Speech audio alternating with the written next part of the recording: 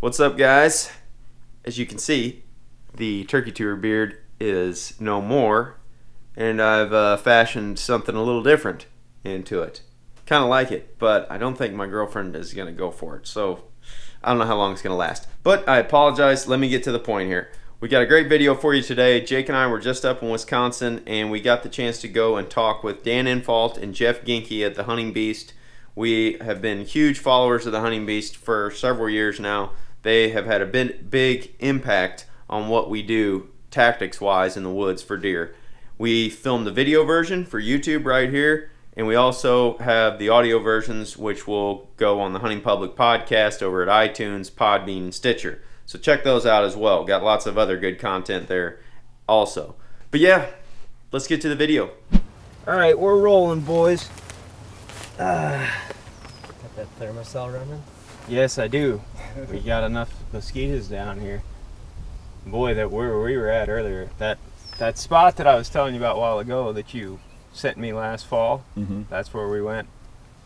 I don't know. I told Jake, I've never seen mosquitoes like this in my life. In September and hunt in March or something like that. It was a test. I figured if you make it through that, then I'd show you the real spot. He's been known for giving people lots of tests like that. I can vouch for it. Boy, how would you hunt early season without one? You just get it immune to them? I just spray myself down. But the trouble is, if it's really hot out, you sweat it off. Yeah. That's the main problem. And you get a buck in close and you got those mosquitoes all over you.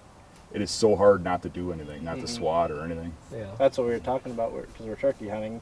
Even if we strike up a bird, what are we going to do? We're not going to be able to sit still enough to have them come in, We'll just be sitting there swatting that mosquitoes on ourselves. Right, naturally. Just walk up to him and just try to get a shot off quick, before he takes off. Shoot quick and often, right? Yeah. It So seems I got like mine this year. I walked over a hill and shot him. yeah, we watched it, liked it.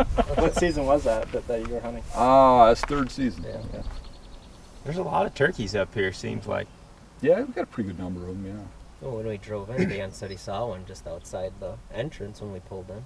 Oh, really? Well, maybe we got something to do after this. Yeah, there you go. We've been struggling, though. I mean, there's a lot of birds. We just been struggling for whatever the reason the last couple days. I mean, we've had plenty of opportunities. We just, had one thing after another kind of go wrong. Camera saved a few, and But there's been a lot of guys going through these grounds, though. I mean, a lot of traffic. Yeah, so the birds are pretty educated by this time of the We have season. seen more guys than I figured that we would, actually. well, the whole Wisconsin River is pretty well flooded.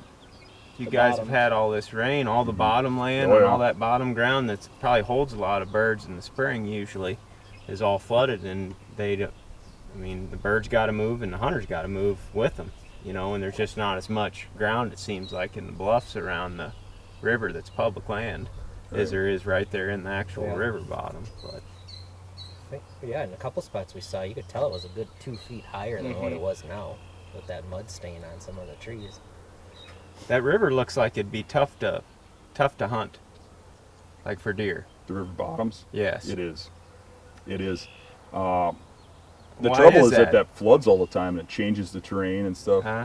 It just gets hard to read and hard to get a good pattern on, and they don't bed in the same area forever because part of the year it's underwater and crap will float in there. And if you can get certain areas down like a little higher elevation, where there's some oak trees or something, for them to feed on in those That bottoms. stay dry consistently through the year. Then you can start to get a pattern going. But a lot of times it's like re-scouting the whole thing again next year, figuring it out again. It's kind of what we run into, too, around the lake by where we're at there. Yeah, when they Fluctuates, change the levels of the lake, it changes everything. Yeah. Like that plant we were sending you this year, asking you what it was. What was it, duck potato? Yeah, I had never heard of it or found it. One of the IODNR guys sent me a message and told me what it was. And then I saw one of your videos that you made several years ago where you planted it or something in the edge of the pond. Yep. Arrowhead. Yeah. That was in your yard, wasn't it? Yeah. Yeah. They just killed that stuff. Right. Yeah. Through the whole year. Like I mean, they September were walking in January, it's 5 degrees. They were walking through standing soybeans to get to it. Yeah, there's a couple of people. One of them's a biologist, and he's got he's got a company called Aquatic Biologists, and he showed me that stuff. He had released it to some people in the hunting industry, and it was going crazy, but they're trying to keep it a secret, so the word ain't really getting out. But they were planting in people's ponds and stuff in their yards, and these deer were swimming through 6-foot deep water ponds to get the stuff to eat it as soon as they'd plant it, and they couldn't keep it growing. And he's like, "Hey, we got to do something with this," you know. Wow. And then they started selling it as like food plot stuff for ponds, but really hardly anybody knows about it. I was surprised Unless you they guys watched knew the about video. it. Yeah. Well, we didn't know. We about didn't know till what this it year. was. We just observed deer eating it, you know. And Started then, in September. They were feeding on it like a soybean field because we were just talking about those lake Right. bottoms. They dry up, and we thought that they had just went in and planted it because it looked all level and lush, just like a planted field. And I think 2 days later we went down in there because there's like a bachelor group of 10 bucks feeding on this stuff, just like a soybean field, and it was Wow. just duck potato. Pretty Wow, cool. it's hot, I've right? never seen deer in the summer bachelor up and just feed on something that was natural like that, you know. I want to get into asking you about some more like specific scenario-based questions, because you've done a fair share of podcasts over the years, huh? How many podcasts do you think you've done?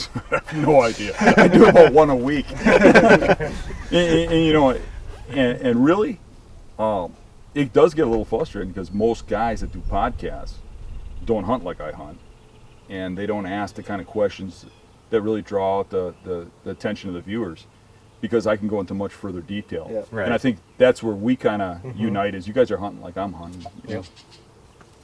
It's hard to give a specific answer if it's a real broad question because it's everything's so situational. It's so new to a lot of people. Oh yeah, a lot of people, you know, it's the moon. You know, it was to us when Yeah. we first stumbled upon it. You know, a couple years ago, it was just like basically had to relearn everything that you'd learned, or teach yourself something completely different. And it's been really fun, but It's like the first step is talking yourself into, like, you have to realize that it actually works and that it is correct. It's just so far away from what other people are taught. The industry is so full of bullshit yeah, that you start to think, oh, come on, this can't be real. Right. These guys are pulling my leg or something. That ain't how they're really killing Right. this stuff. And it kind of goes against the grain of what the people before us taught us. The whole stay away from the bedding area, you know, hunt the food. You know, you don't want to pressure those deer off of your property kind of thing. But those guys weren't killing the big bucks. They were getting them occasionally. You know, And they were hunting a lot different situations than I'd say the average guy in most cases too. The style that they were hunting or the style that you see a lot of on TV, you know. I mean, even the beast style and whatever you would call the land manager style or whatever it is, you know, that is somewhat contrasting to that. We still, somewhere along the line, a lot of them have forgot basic woodsmanship skills. Right. And I mean, what you learn when you were a kid, when your uncles or grandpa or whatever was taking you out and showing you tracks and that sort of thing. It's like, man, nobody. You talk to kids at deer shows or whatever now, they're 14, 15 years old, and they don't know what they're looking at when it comes to tracks. They don't know what they're looking at when it comes to rubs, but they know what a 135-inch buck is or a 145-inch buck is. Well, yeah. And I don't think a lot of people can relate to it until they attempt it and do it. Because I cut my teeth hunting hill country, and so I never really spent a lot of time in the marsh and in the swamp. And then when Dan started inviting me along and doing it, and I was like, you're nuts if you think we're going back through this. And we're going waist deep and we're back there. And, you know, you're seeing huge bucks and you're getting opportunities at it. And then you start to be like, this works. And you find There's yourself, something it's to like, this. it's a drug. You get on Oh, this yeah. stuff and it starts to consume you. And you start to, like, add this tool in your tool belt. And before you know it, it's consumed your life.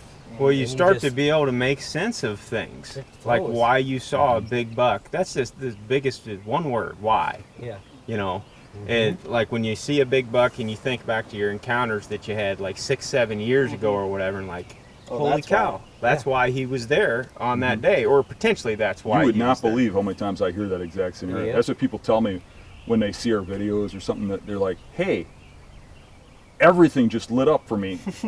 This time, my biggest buck I ever saw, it was the first time said. It was, you know, this happened, that happened. And it's like, you know, then they start to relate. But you know, a guy can hunt forever knowing that buck's bed on the side of a hill. But if they don't know it's leeward and they're waiting for the right wind, they're like, how come I can never kill this thing? And then when they hear the the gist of why the bucks are bedding there. It's like it dawns on them, and they feel stupid, but it's like, well, okay, now I can move forward. You know. Yeah. So, yeah. I really got a kick out of the education, and I always get a kick out of the education side of it and figuring it out. But, like, I'll use my example. When I was in hill country, I'd always see deer up on top of the points or running the side of a ridge. But you never think why. You just go, okay, I got to sit over there. And you start logging these after years, and you're like, okay, I killed one there, And you just hunt those spots. And for me, it was when I got on the beast, then the education side kicked in, and it was like, you know what? It wasn't going and sitting that spot, but there's a whole method of why deer are doing what they're doing.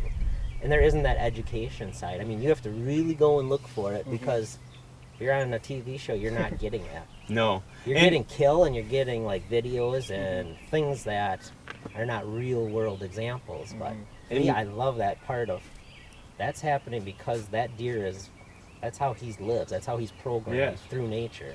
And it's when somebody has a big farm, for example, in prime state, and they've hunted it for years and years and years, they don't necessarily have to know beast tactics to eventually have success on big bucks. Right.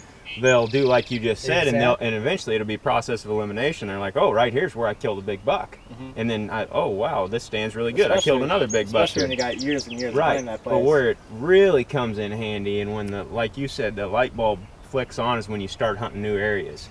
And you start diving into new areas, you and you're realize able the to, consistency. And you're replicating the success in a different area. and it's just gonna speed up your process way faster when you're trying to figure out new stuff. I know one problem when I was growing, it would be that, well, you always kill a buck in this one spot. Well, you go back there the next year, you kill them there. The next year after that, well, then they start to figure you out, and then it goes through a dry spell because you've educated them. So it's keep it fresh, keep it mobile, moving, expanding. One of the things with All me of too those. that's probably a little different, and it's probably a little off in my thinking is if you want to be successful. But for me, what's always I think made me a better hunter is I've never been satisfied. And I get that great spot where you can kill a buck year after year. In the first couple of years, that's great. But after that, it becomes boring. Right. And I want to move on. I want to go try something different, and I want that challenge. New adventure. There's nothing I like better than going into a new property that I've never been on before and proving I can do it. Proving I can get it done there. And that's kind of what you guys have been doing lately, is going to new areas. Yeah. And I envy that. I did that a lot in my younger days. You guys do a great job of bouncing around. That's and cool. Learning new ground.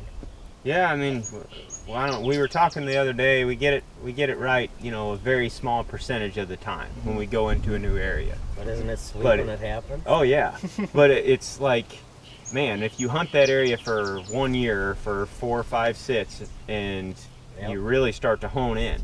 I mean, many times we'll kill bucks on the second or third sit in a general area. Just after you kind of process of elimination, you're like, okay, my first guess wasn't right, but guess B, guess C, I've still got to hit those, and then boom, all of a sudden. Or your first guess was close, and then you make the adjustment. You make a slight adjustment. Well, hunting's all about failures. It's about failure after failure after failure. Right. And how many few times you can get it right. And whoever gets it right the most wins, kind of, But it really is just a series of failures where you just keep trying to hit it right. And the more pieces of the puzzle you put together, the better you become, right? Yeah. The more you learn, that's the funnest part, is just learning. That's is. what I like. I mean, we scout all the time, especially in the summer, because we chase these stupid turkeys around, all spring, which is when we should be doing a lot of our scouting. But so we end up scouting in the summer in the tick-infested woods and everything else, and poison oak, that's the best part of scouting, is just learning stuff. And then you just, once you scout an area and you find something good, you just can't wait to get in there and see if you guessed right. Wait for the game to start. But you mentioned hill country a while ago, and I want to talk about a more specific thing. I mean, lots of folks have probably heard you guys talking about hill bedding over the years, and we touch on it some, but when we're teaching, we're just trying to show essentially within that individual video, if what am I looking for? Not not necessarily our prior knowledge. We're just trying to show you, okay, at the beginning of the video, we're going to try this, and at the end of the video, this either worked or it hypothesis. didn't work. Yeah. Like, we're going to guess, and let's see if this works or not. Right. Your You know, experience. just trial and error, essentially, is how we're trying to teach. But for me, I've been walking around these hills, chasing turkeys around, and one of the challenging things, I've heard you mention this before, is it's hard to hunt hill bedding early in the season. Yep. And what I was finding a while ago when we were walking was out on these points of these ridges, you would find that leeward wind-based bedding. Yep. With wind coming over the top, you would find the buck sign right on the points. Well, when that wind is coming over the top, what is the ideal scenario for you to get in there extremely close? Like within 100 yards of that buck in his bed? Because in so many of those areas, it just seems like the wind kills you if you try to come in from underneath where they can't see you. There's a reason they're bedding where they are. Right. I mean, they do get almost bulletproof spots. And some of those spots, you look at them and you look at them and you just keep trying to figure out a way. But really what you got to do is take a step back and make it simple again. And what you got to do is go look at those beds and look at what that deer can see from there and think about why he's there and when he's there. And then look at those exits. Yep. And then you just got to say, okay, at what point does he leave that realm where he can smell, see, or hear me? And that's where you set up. And that might be 75 yards. If he goes, against the grain, it might be 300 yards. But the best you can do is the best you can do, and you can't push it any closer than that. And they will get pretty far on occasion. But like you said, in early season, it gets really difficult because a lot of times you can't get them to get 75 yards because they just stand up and start eating acorns. Right. That's why they're better. There's acorns They don't everywhere. have to Right. move. Yeah, They they know don't have that. to move. Yeah, and the wind just gives us hell when we're trying to get in there really tight. I mean, a lot of times, for instance, you have a point that runs out and you have a ditch on either side of the point and you have a main ditch on the end. Yep. The deep one. And it always seems like that's your best route to get up on that ridge with him, just out of sight, is through one of those ditches. But if you have a day like today where you got 10-mile-an-hour wind or so that's kicking off over his back, it's just hitting those things and Yeah, it just takes one swirling. swirl. Yeah, swirls and moves. And Like, is it better to wait until Sometimes in some situations where you got that like little hole there that's causing that swirling, I'll actually wait and hold back until right around sunset because you get that calm period, and that's when I'll move in. And it's a race to get in there before the deer moves or whatever. But every scenario is different, and it's really hard to give a generalized answer Right. to a question like that because you got to look at the situation. For example, I've seen a lot of these real old bucks that really get to know an area go down and get in one of these bowls where they're not up on the leeward side. They're sitting in a bowl, and at first glance you see this bed, you're like, what the hell is he doing here? You know it's him by the rubs and the trails that come in there, but you start checking it out with like milkweed or something, and you see that the scent from every direction Sucks pulls right down there, now. and you're like, well, this is brilliant. That's why he's here. Yep. And I don't think those deer are picking those spots because they're leeward. They're picking them because of what they can smell and what they can see. Cover the whole You know what I mean? So they're going to be in the best situation for them, and that just makes it difficult to hunt. But you just have to. Every scenario has a different answer to your question. Every one of them, you have to be the guy who can figure out puzzles. You have to go in there, look at it, and figure it out. And sometimes, I don't care who you are, if you're me, you, or whoever, you're going to be wrong. Oh yeah, You have to we're be able to wrong live with about that. You have to get up, wipe yourself off, and do it again. part of learning. Yeah, we're wrong a lot. We've seen those beds too that you're talking about in the bottom of those bowls a lot in Iowa. And I don't know if the deer density has some factor there or what, but a lot of these areas we're hunting, there's high deer density, and it seems like they'll insulate themselves in that bowl with Other does and little bucks or whatever Yep, all the way around. them, Yep. So satellite bucks to just watch out for them. Yeah. And if Yeah, I don't know if it's meant to be that way, but that's sure the way it works, ain't it? yeah, Because if There's all a- hell breaks loose, there's deer running all over the place. He knows what's Yeah. going on. Some of those more open areas of Iowa, like I've hunted that southwestern area, where it's real open field crap. I don't know exactly where you guys are hunting, but you see those draws that come down that are old runoffs, and they grow in with thick stuff, and they bed in those draws. And how do you get near them things? I mean, you go to the side and you just peek over, and everything's through, fly it out. But Because there is no there's no edge with cover, because they can just look up and all of a sudden you're there, you know. Right. But Tag team it. Yeah.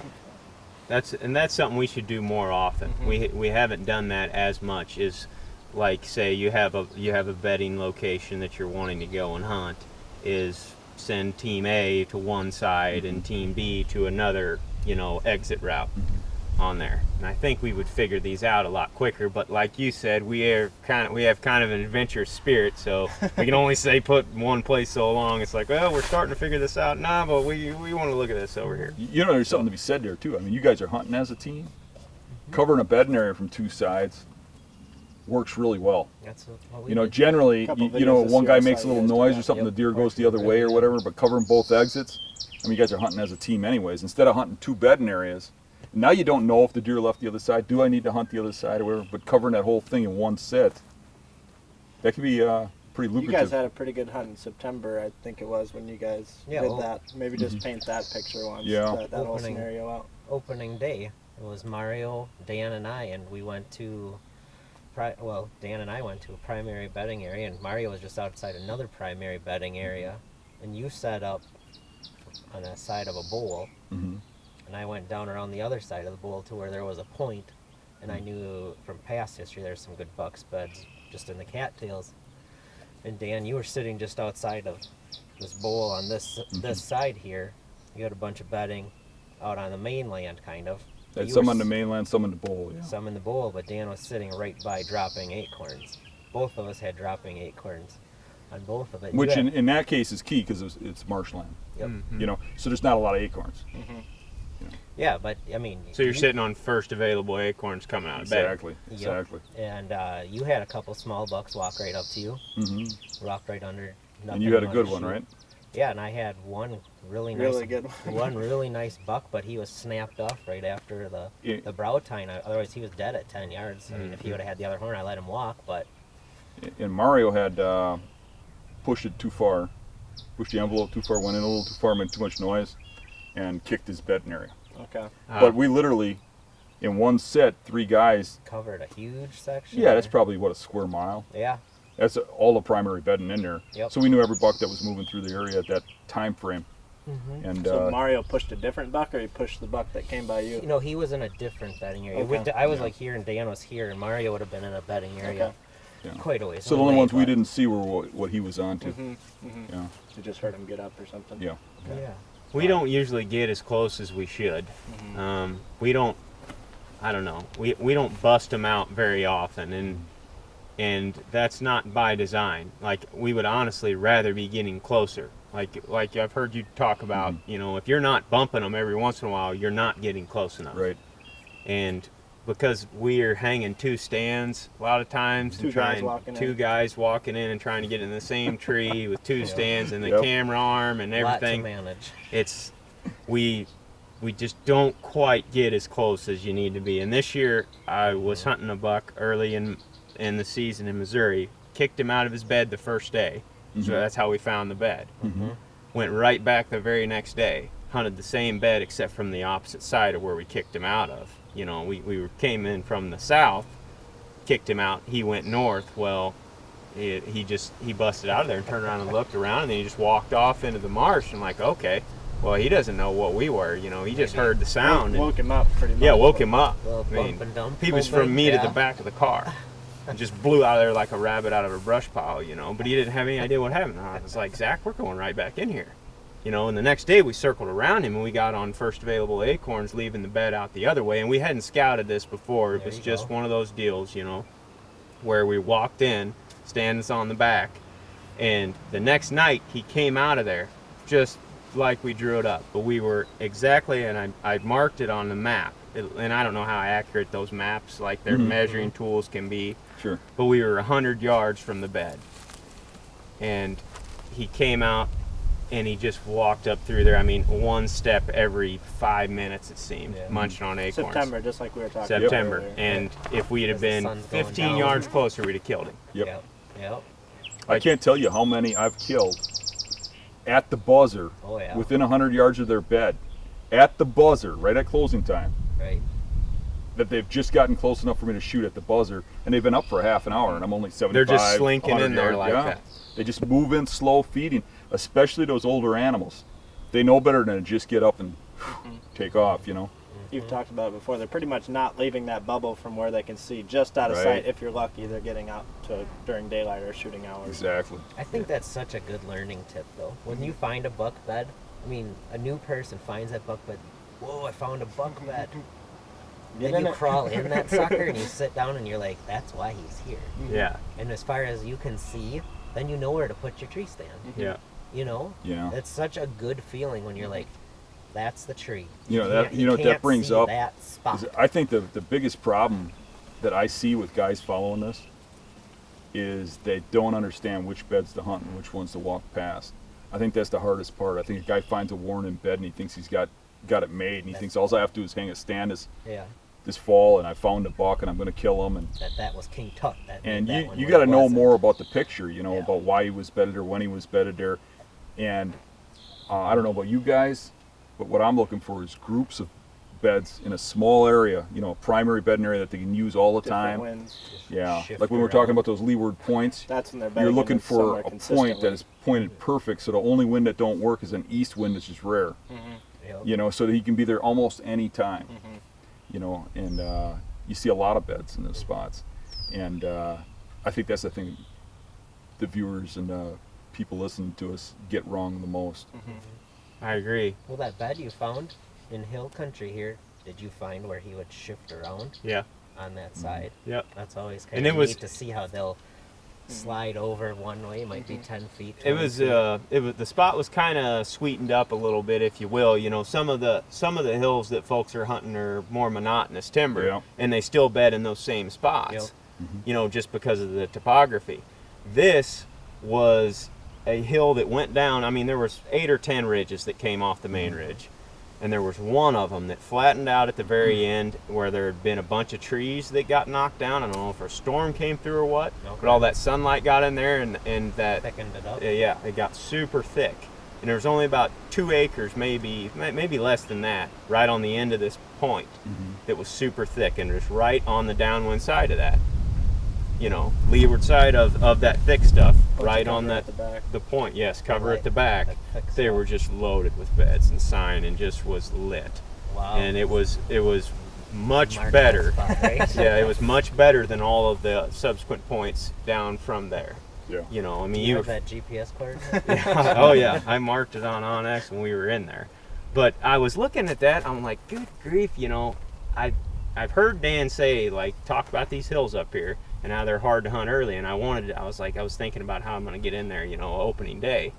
Like, man, that stupid thing is gonna bed here on that south wind, and there is just almost no way that I can get in tight to him, you know, unless I, you know, and that's one thing we've ran into where we've had occasional success is if you go and hunt those things in the morning when it's dead calm almost, with just a slight flutter of a breeze on a high pressure day, seems like that our scent wants to hang a little bit better above for it. the first 45 minutes or so, at least down in Iowa where we're at.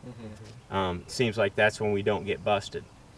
But And- then again, it seems like as soon as the wind does start to That's blow, when they that's when move. they come in. Yeah. Because they know that they can get your wind because it's just going to Yeah. swirl around down Right. there. Yeah. One good Safer thing here approach. is that we have like a every other year acorn drop. I mean, on that odd year, we don't get much for acorns. In that early season, you can get travel when there's not. Okay. But on the years they're dropping, that forest floor is like marbles, and they just stand up and eat. That was a problem this year down in Missouri. Oh, yeah. because there was so many acorns, and like you just said, the buck only moved 80 yards. Well, that buck I mentioned a while ago, you know, you're talking about deer and how mature bucks are so much different than all the rest of the deer in the woods all the time.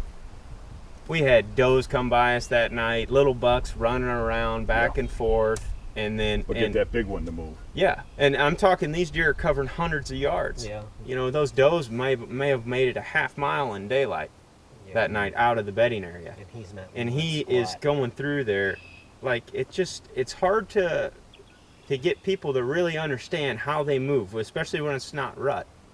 you know, and they're not on a hot doe which is for the most part how a mature buck moves. They just are so methodical, or almost Amazing creatures. One thing that's worked for me is just to get ballsy and really creep in there and really push my luck.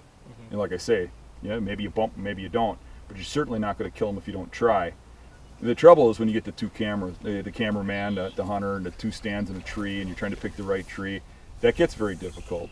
I had to laugh when you said that, because literally 2 days ago, I was editing a segment for the farm video, and I have that in there about a lot of you guys hunt with a filming partner. You look at this situation. I'm in the tree going, look at this situation. How would you get a cameraman in here? I literally did that 2 days ago. That's why I was smirking when you said that. Yeah, a lot of times you're hanging in half-dead trees, dead trees that are however big, you know. Half dead would be nice sometimes. You really gotta, when you're solo, you can push your limits like that. And even you guys, I mean, maybe sometimes you just got to grab the GoPro and a small camera, and in a certain situation or two, go in. Without ultralight. And I think everybody'd appreciate it, even if you got a little worse footage. If you're right, it's more it's more real anyway. too.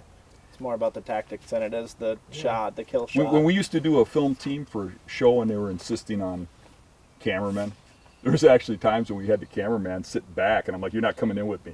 You film from right here. I'm going in." We get him in a situation where he could see into there and see me. And I mean, it wasn't cool. pristine, but it was really cool footage. When the deer would be there and he'd zoom to you and you're drawing not and everything stuff, else that where you're you're not seeing. getting that. It's a little Right. different. You're So getting it's a lot of perspective from that. Right, yeah. That You saying sometimes it's good to get ballsy, but that also comes with you need to have a lot of different spots scouted out too, because then when you bump them, I mean, you got something to burn back on, and I mean, you've probably got 1,000 spots. That's another issue with people. I mean, they get comfortable on a property, and they think, well, I got a good property. This is where I'm going to hunt. And then they can't get ballsy. Tiptoe around. Right, they got to tiptoe around. And that big buck will live under their wing for a long time and learn their He's habits. got you figured out after the first Oh, yeah. one or two, usually, you know. Yeah. I used to have that mentality too, where you'd sit there and you'd want to hunt that one spot, and then if he busts you, you'd get all pissed off. But then I changed when I started hunting with Dan, and it was like, why are you getting mad about that? You just crossed off a spot. Go hunt the next one. You're stacking it. You're not screwing up. You're stacking your area. You're improving. The next time you go out hunting that area, you just made your odds better. And before you know it, off. Okay, there's one spot left that sucker I lives, dive in and an area and I look at it he's like gonna- this. he's That done. buck is either dying tonight or I'm hunting somewhere else tomorrow. Yeah. That's my attitude. Because if you don't go with that attitude, there's a lot of people who want to go in this far and then test the waters and, okay, I didn't get them. Maybe Right. now I can go in this far. Well, now you already told them you're there. Yep. That's You know, strike one. I go right you in. don't get three and with big bucks, you know. You got to get aggressive. Here's the main question that we get asked all the time when it comes with the beast tactics of hunting. They're like, man, I love watching you guys on public land. I can relate to it. You know, I did that years ago, but now I hunt private and I have to hunt a completely different way. What do you say to those folks that basically bring up that claim or whatever? I'm like, Well, you know, why do you I have to tell hunt them, different? I'm like, y'all don't have to hunt a different way. Like you can still take a lot away from this, but what do you tell them? Like, Yeah, I hunt private too. Yeah. I hunt it the same way I hunt public. The only difference is on the private I can put in a food plot or something like that too. But like I put in a food plot on our 70-acre farm this last fall, a fresh one, a new one. I tucked it right up against a bedding area in the woods, chainsawed down some trees, and I hunted it 3 times. Once early season, and once mid-season, and once rut, and that's it. And I You think really that was, liked and I your think odds that every was time you over hunting said it a it. little. right. But I had a lot of does coming in, and I knew that rut was gonna really kick in. But that's the thing. I mean, these guys are like, well, I'm on this private land. I lease this, or I put all this work into it, and now you tell me to go hunt public? I'm not telling them to do anything, but I'm saying they're gonna have a better hunt on that private land if they go experiment some other ways. And the public land, as you guys know, is not as bad as what people make it out to be. No. Well, what the deal is with the public is you got to walk through a lot of dead ground to get to the good ground. But there's some good ground that you're going to find that is every bit as good as any piece of private you'll ever find. It's just a matter of learning how to look at the property too, because most people look at it with the same viewpoints. And you guys see it. You see guys go on that public property and they walk to the same spots all the time. They take the same travel routes in. I don't. I look at that property with a whole different viewpoint. And those guys got to get off of that. It's almost like they stick themselves. Like, now I'm stuck on this property because I leased it or I farm it or whatever. And They're stuck hunting a certain you're way. not stuck there. Maybe because of whatever they watched or learned from, because that's the way they think Right. is right. Yep. Then the deer start to figure you out too. Yeah. I scout a lot of properties for people, and I see the Right. same thing over and over and over again on these properties. These guys have one axis. They go into these farms and stuff that they lease or buy or whatever, or get permission on. And almost always I find the biggest bucks hold up watching that axis. Well, They're watching those guys. They know when they're on the property. Tell them about that example. I hunted that property up north for Jeff's property, yeah. 30 years. And I took Dan up there and we did a scouting workshop of it. And it's only 80 acres. Our family hunts it, and I only go up there about 2 weekends a year. And I'm lucky, and I kill a nice buck on one of those 2 sits most of the time. So I took him down there, and we parked down by the gate, and I said, okay, this is how I go in, and I access, and that's how I do it, and I do it this This is reason. his one axis. This is why. Because we can only come in a certain way because it's a landlocked piece. He's sitting there loving this because I overlooked this spot. We have our gate, and what is it? 40 yards from the gate, if that. There's this little strip of woods, and we would walk on the back side of it. So he goes, how do you access? And I said, I go that way. And he goes, let's walk through those woods right there. Because I could see it just looking at it. So he walks up through there. He's like, guess what? I'm like, you suck, don't you, Dan? Yeah, there's a real big buck sign right there watching his axis. Big But I buck see that that over and watches. over again. And I think a lot of guys listening to this will say, oh, I got property, and that's not happening by me. Yeah, well, Jeff told me the same thing. It's not happening by him. Yeah. And he's heard all this before. And you know what? I'm not ashamed to admit it. I learned from it. Right. Now It's I have- eye-opening, right? It is. So when I And it walk on a happens property, everywhere. to me that stuff shines. It's obvious. But I think somebody listening to this can go, I looked around, there's nothing there. But in a lot of cases it is. Probably When we're 75%. when we're scouting private land, that's what makes it easier to scout. In some instances, it's not necessarily the lack of pressure. It's anything but the lack of pressure. It's the amount of predictable pressure that you can identify, and then cross all that off. It's like like you've said so many times, you can take a map, you can ask the owner or the guy that's hunting that property, like, where do you go? And if they mark all their spots, you can point to the couple areas on there where they don't go, and then you can go in there and almost without fail, you're going to find buck sign. And then you're going to be able to get in there and narrow it down a little bit. And once you really, accept that and understand that, you can start manipulating your habitat to work for you on private land of any acreage and size. Well, like Dan said, the word that keeps sticking out to me, and it's learn. Like I hunted that farm forever, and we would do it that certain way, and we would do our beast tactics and hunt a certain area or a point or whatever. But my learning in a way had stopped. And that's why when you went there that one time, you were learning with a different set of eyes and looking for different things that I had been looking past. And I think what you guys do too when you go to new ground, you're learning new spots. And by you learning and observing different situations or setups or keys or bedding areas, you're making that much more of a knowledge base. That, and I think just us having almost 5-6 different guys, 5-6 different minds that see different things, Bounce and it just off like each other. you Mario and Jeff hunting together, I think that's really cool that everybody can look at it and probably sees different things and can point out stuff to other people that they might have not have realized.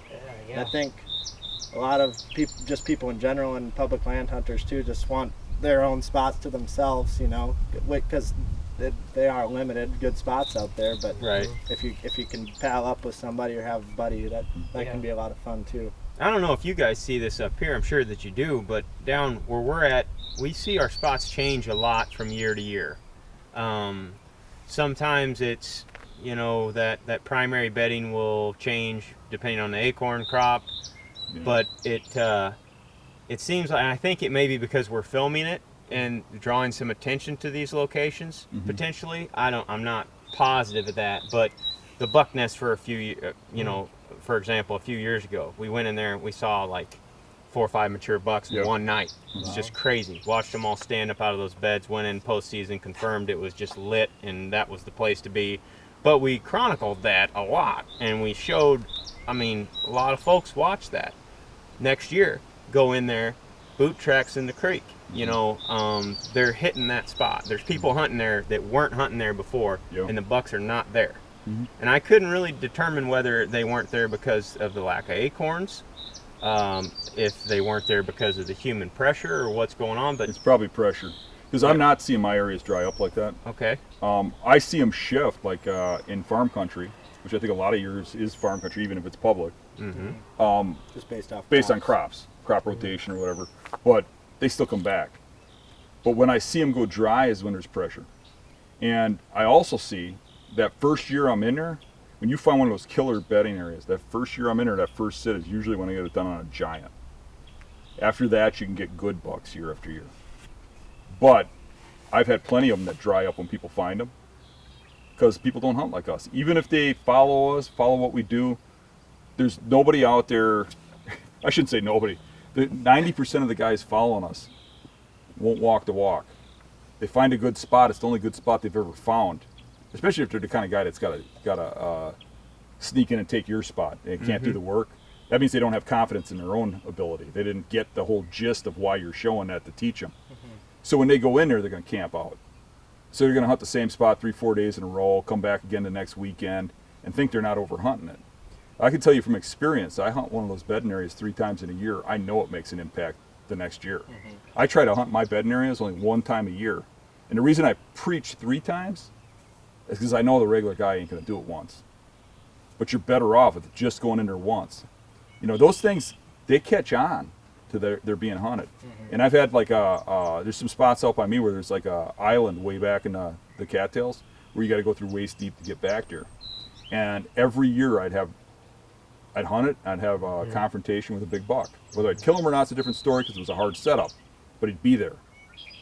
And then one year I went in there, and there's a trail camera set up on the island. I see it right away. It's taking a picture of me. I look up, there's a tree stand in the island, permanent, locked on with a padlock. And all the rubs are gone. There's no rubs there, there's no nothing. So next year I come back, there's now no sign of any deer there at all. I mean, was a hot spot. Stand's still there, there's a trail going right to it. There's, the camera's still there. Next year the guy's still there. nothing. Then he quits going. We'll probably dried up on him too, right? Yeah. Stand's gone, the camera's gone. The next year I go back, there's a little bit of deer sign, but not much. This is without it being hunted for a year. The next year it picked up a little, there was a couple rubs on it during rut. Now it's finally gotten back to the point But where it's man, getting that's ripped interesting. It's taken years. So you is what you're saying basically. A 1.5-year-old buck probably lived out there, or 2.5-year-old buck probably lived out there. He's like, oh, this works, and now he's living there consistently. Probably. You're probably correct. I can't say what's going through the mind of the deer. All I can say is that's the situation I'm seeing with these spots, and that's not an isolated situation. That's not the only spot I've had that happen to. You see those deer really take an impact from it. I think even like when I take people on the farm we hunt and we scout all the bedding areas, I think that has an impact on it. I think you're better off if you find that spot, figure it out in one day and get out of there. You know what I mean? Just leave it be. You're impacting those deer. I mean, you're going in their bedroom. See, and that's what I was worried about that first year we were hunting the buck nest. And that would have been one of the first videos that you would have seen of us that I sent you. It was that one where all of those bucks stand up out there in the I grass. remember that, Well, we were sitting observation that night. So we were like, okay, we got to get in there next to them. Well, we spent the next 3 weeks kind of picking and choosing, but we ended up hunting in there like 3, 4, 5 times, if I remember right, in about a month.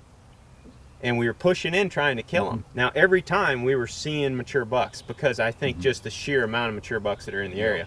But the first night we sat there, we saw like 14 bucks, 5 mature bucks. The next night we sat there, we saw 2 mature bucks.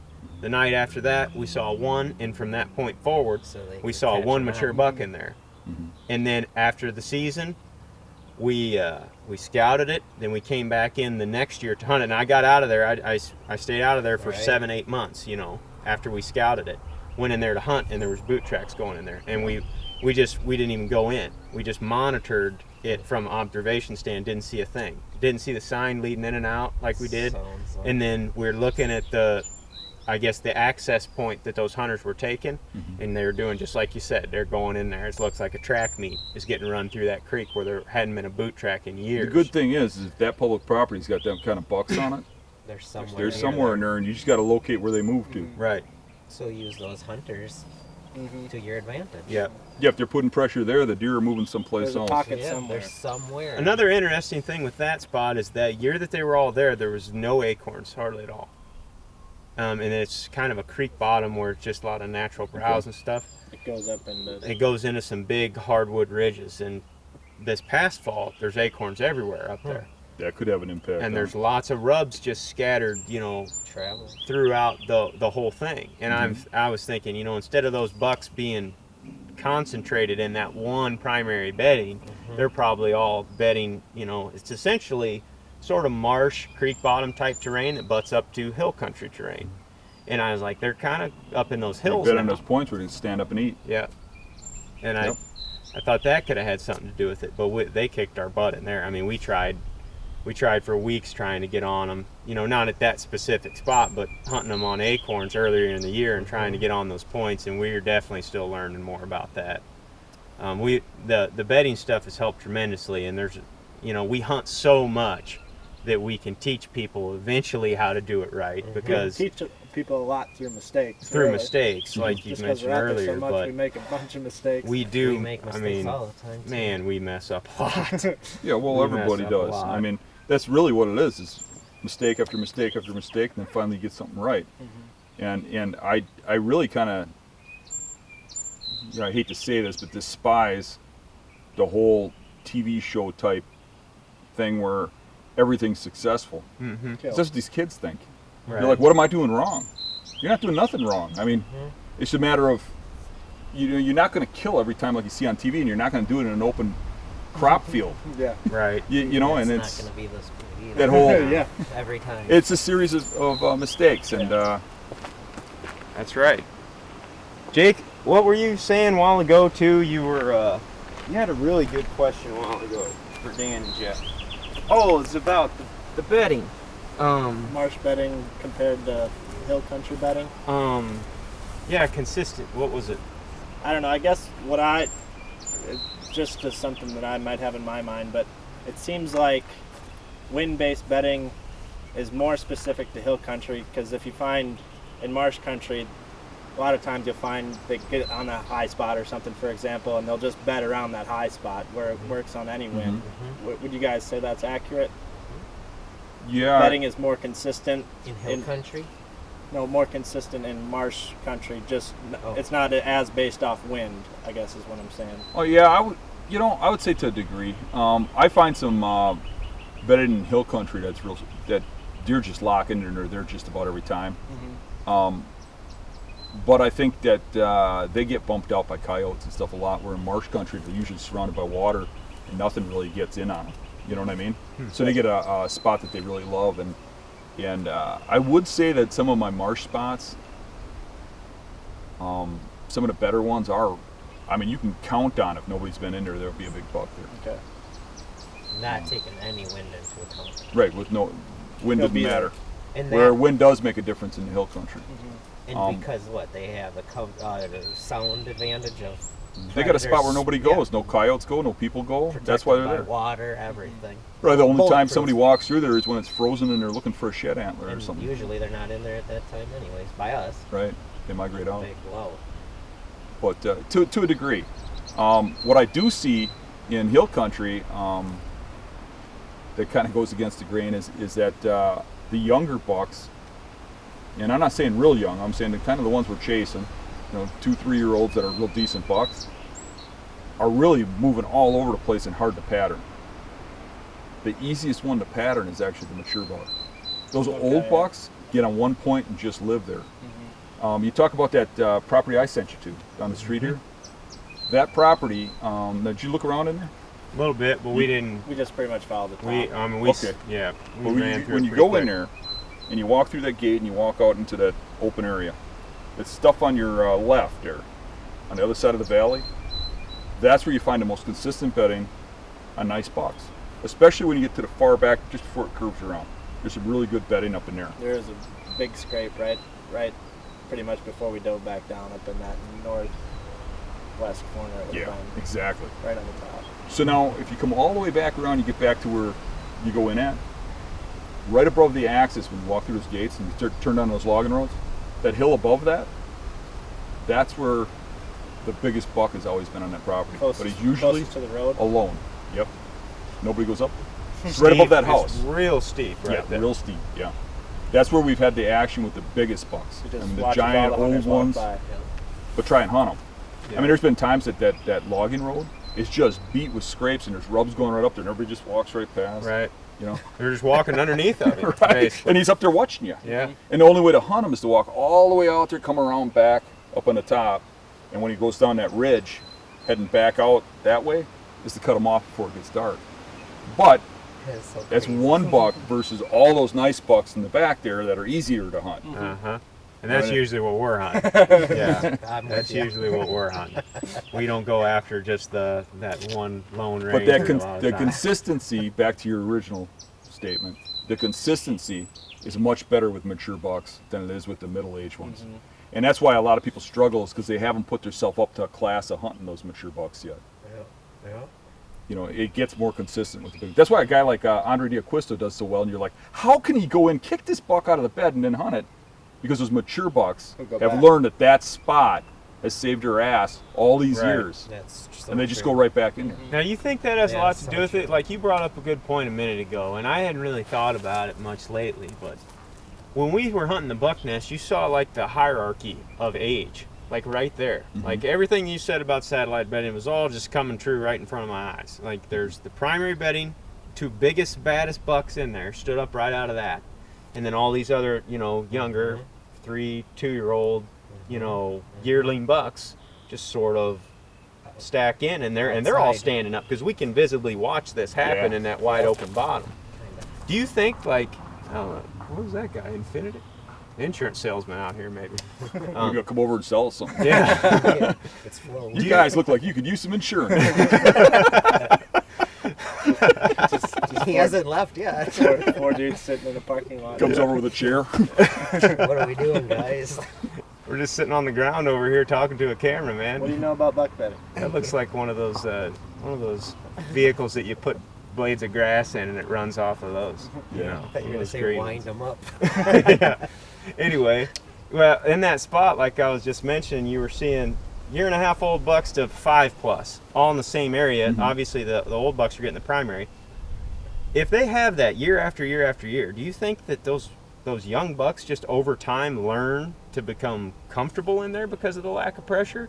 Or is it a combination of the wind-based factors, the cover factors, and all of that? I believe, and now obviously I'm not a deer, but I believe that they all want that primary spot.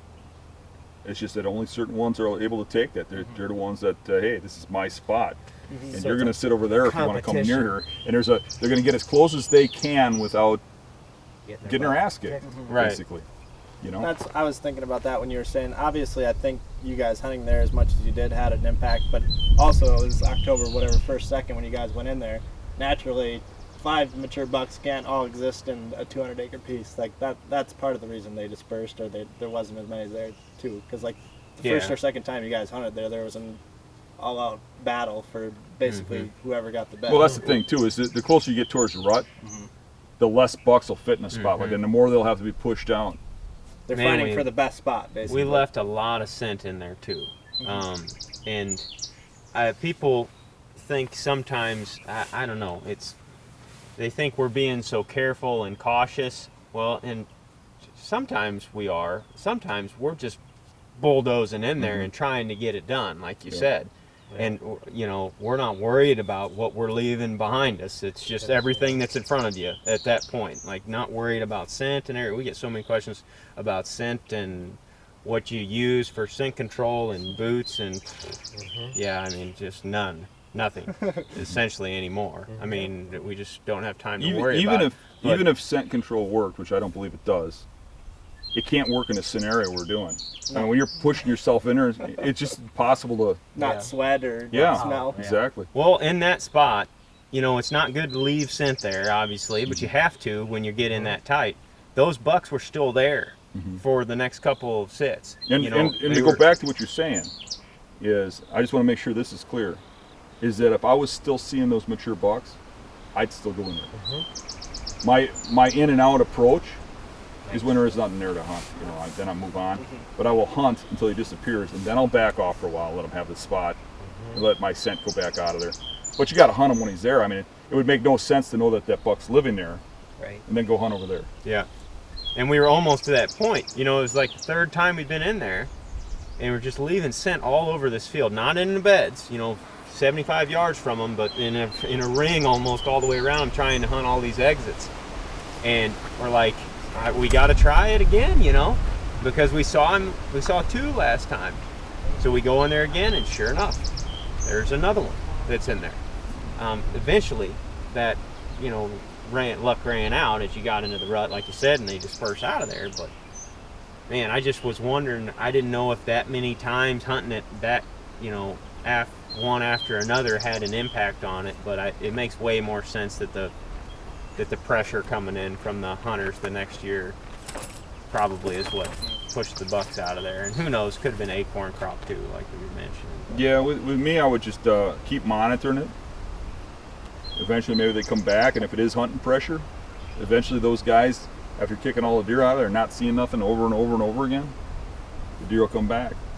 You see more seasonal type bedding up around the areas that you hunt than anything else. How do you mean it? So Like just bedding as area or bedding crops. locations shift through the Yes, year is what you're saying? shift throughout the year, like from early. I see them through- bedding in the same spots over and over again, but I see them shift between those spots, if you know what I mean. Yeah. So there's deer pick a spot for specific reasons. And if you guys have been looking at beds, you know that. You look at those beds and you can tell why that deer is bedding there, right? So within an area, there'll be only so many spots like that. If there's food in there, they're probably being used. If there's not, maybe they are, maybe they're not. But those deer shift between those, and you do see, you know, like around farm country, I mean, you'll see certain times beds that are adjacent to corn get used, and when it's beans, they don't. Or when it's beans, they're getting used when the beans are green, and when it's corn, they don't.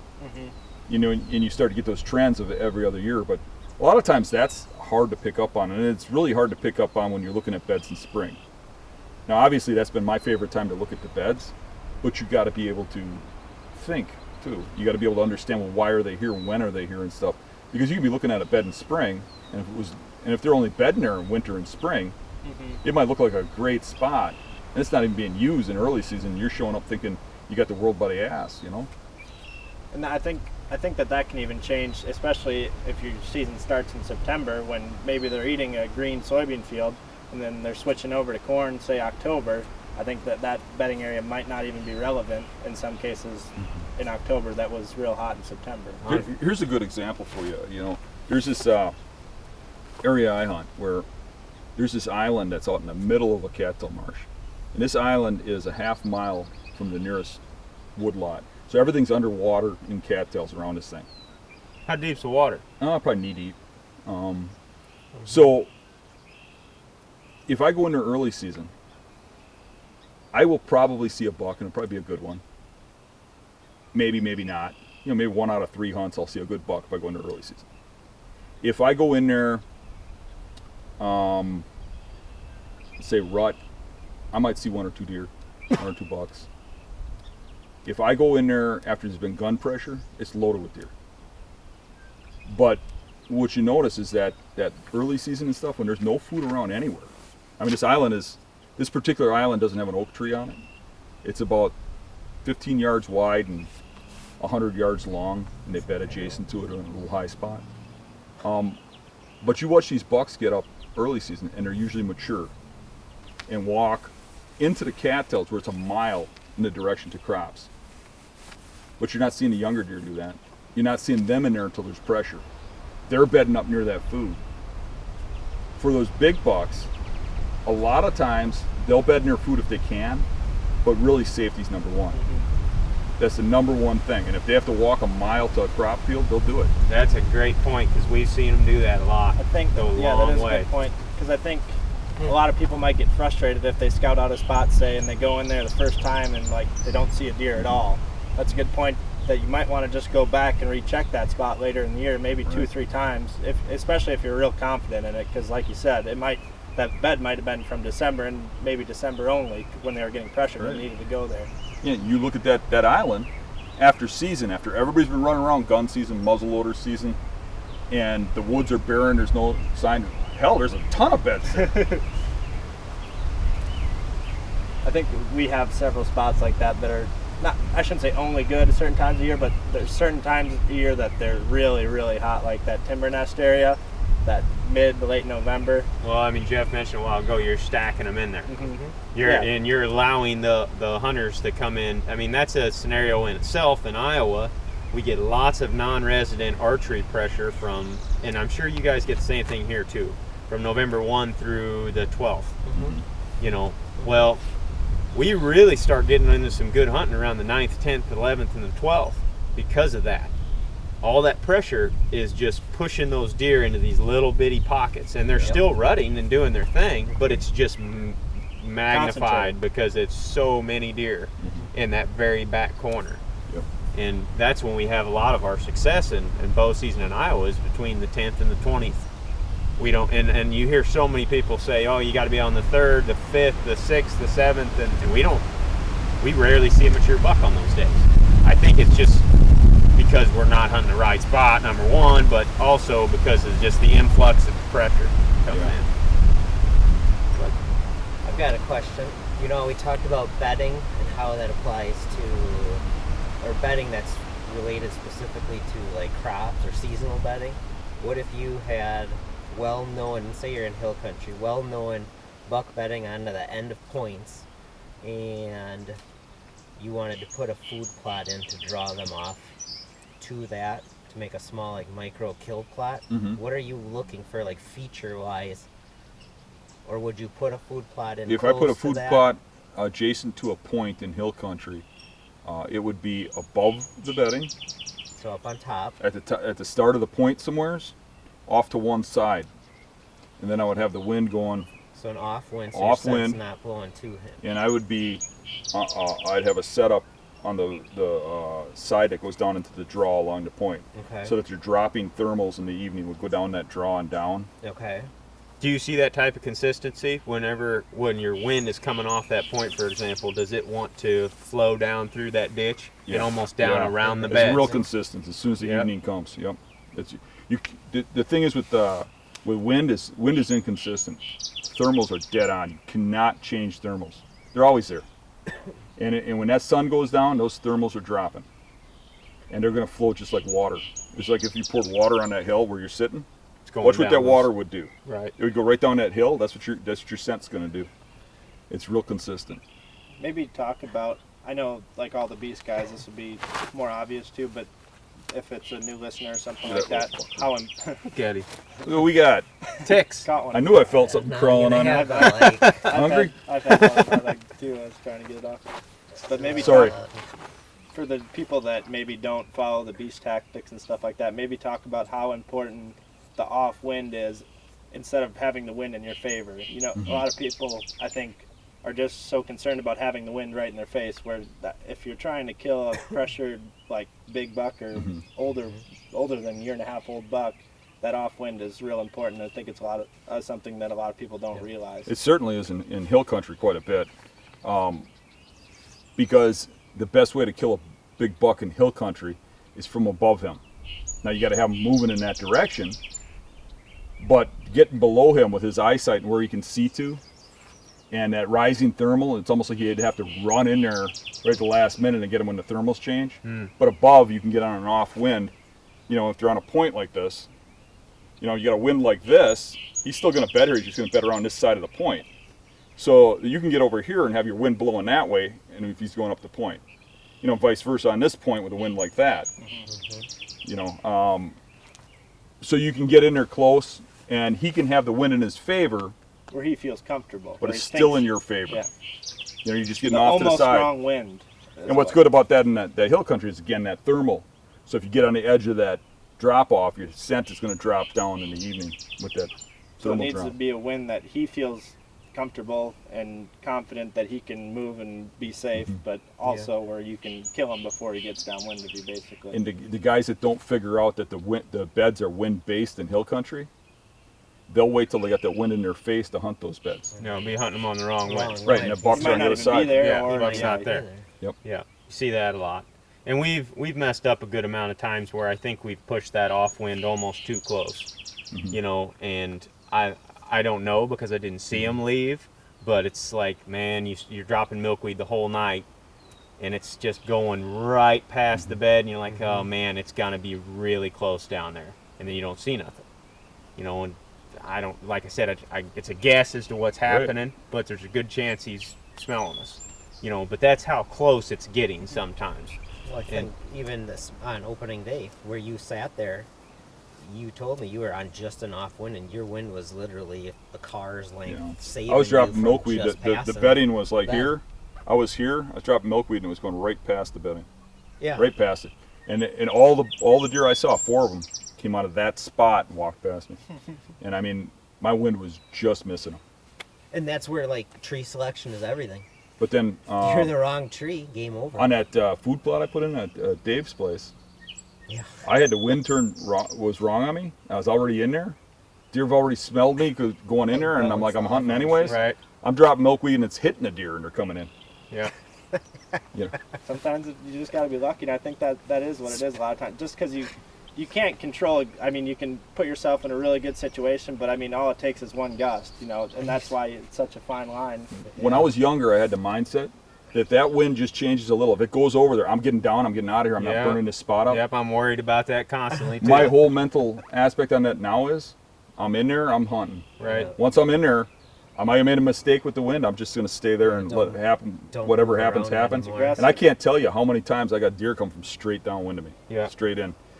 Another thing to keep in mind too is in some of these areas you've got your primary bedding, but you also, if you're in a high buck density area, you may have other good bucks stacked in there in slightly different beds. You know, and that's one thing we see a lot. It's almost like if you get yourself in the kitchen, Yep. he may, you're hunting him to come from, you know, the master bedroom, but he may come from the guest room over here or Absolutely. something. Absolutely. You That know. happens all the time. Yeah. Don't I mean, because expect that. usually if there's a good bedding area right where you're at, there's probably a couple good bedding areas close to you too that are right around you. And if Yeah. you bump those, you bump those.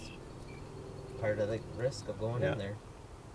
That was a big comment that came up at a lot of the workshops. What do you guys do if deer, you know, you're going in and they blow out and they run past the buck? Yeah. You just turn around and go back and quit, or Well, just go in there and sit? And, yeah. don't Last see 'em year, get up I and had run.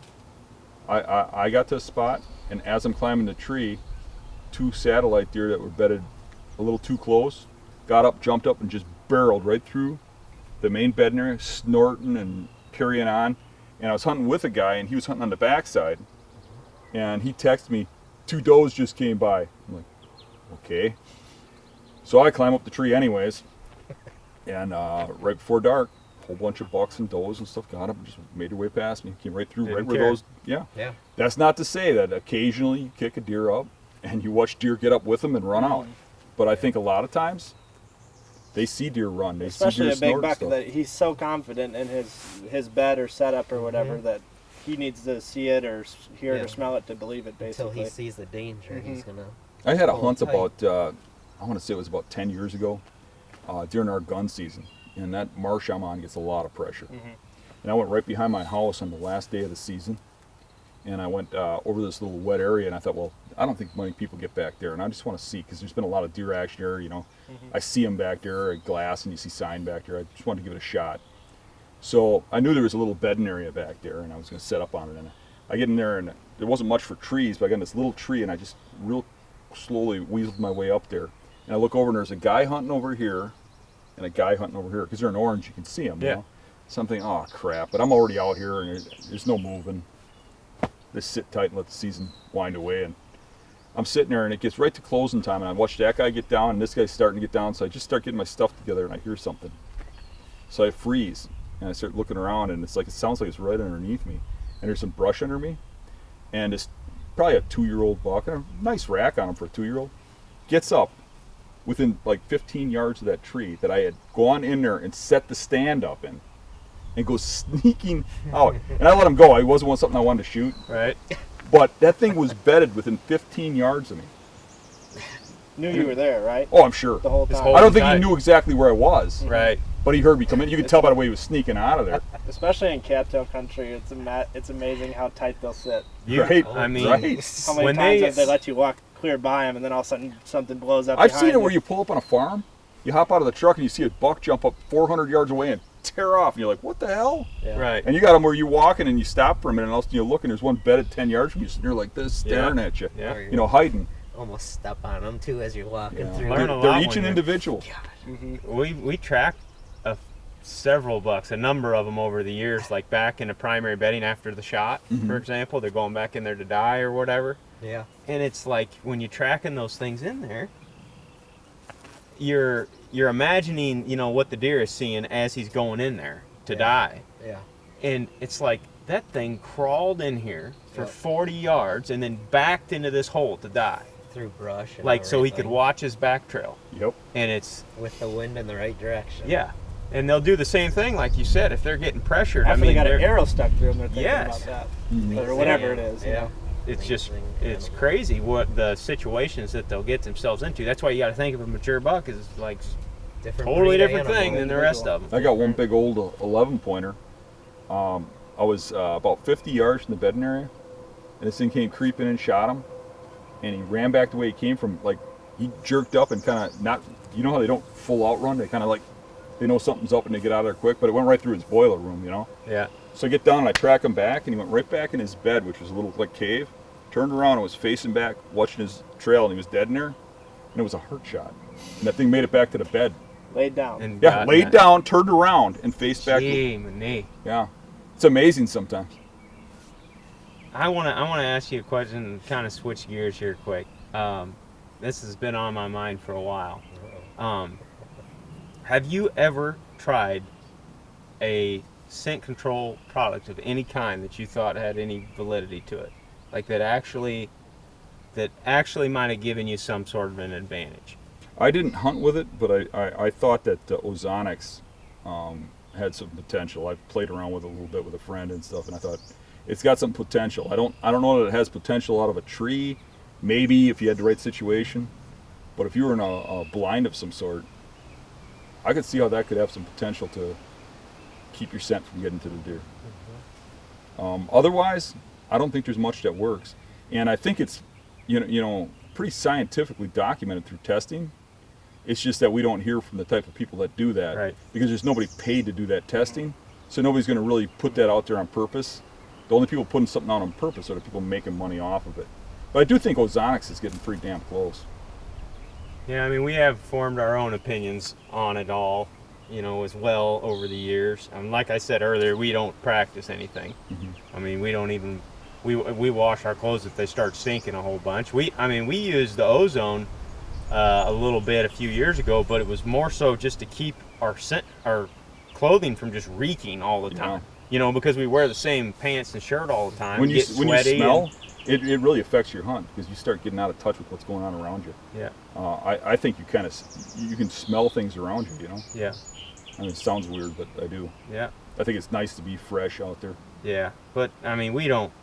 The wind is everything. Yeah. But To me, though, I mean, if you look at it like this, even if they came up with something that worked, I really don't care either way. It's not for me.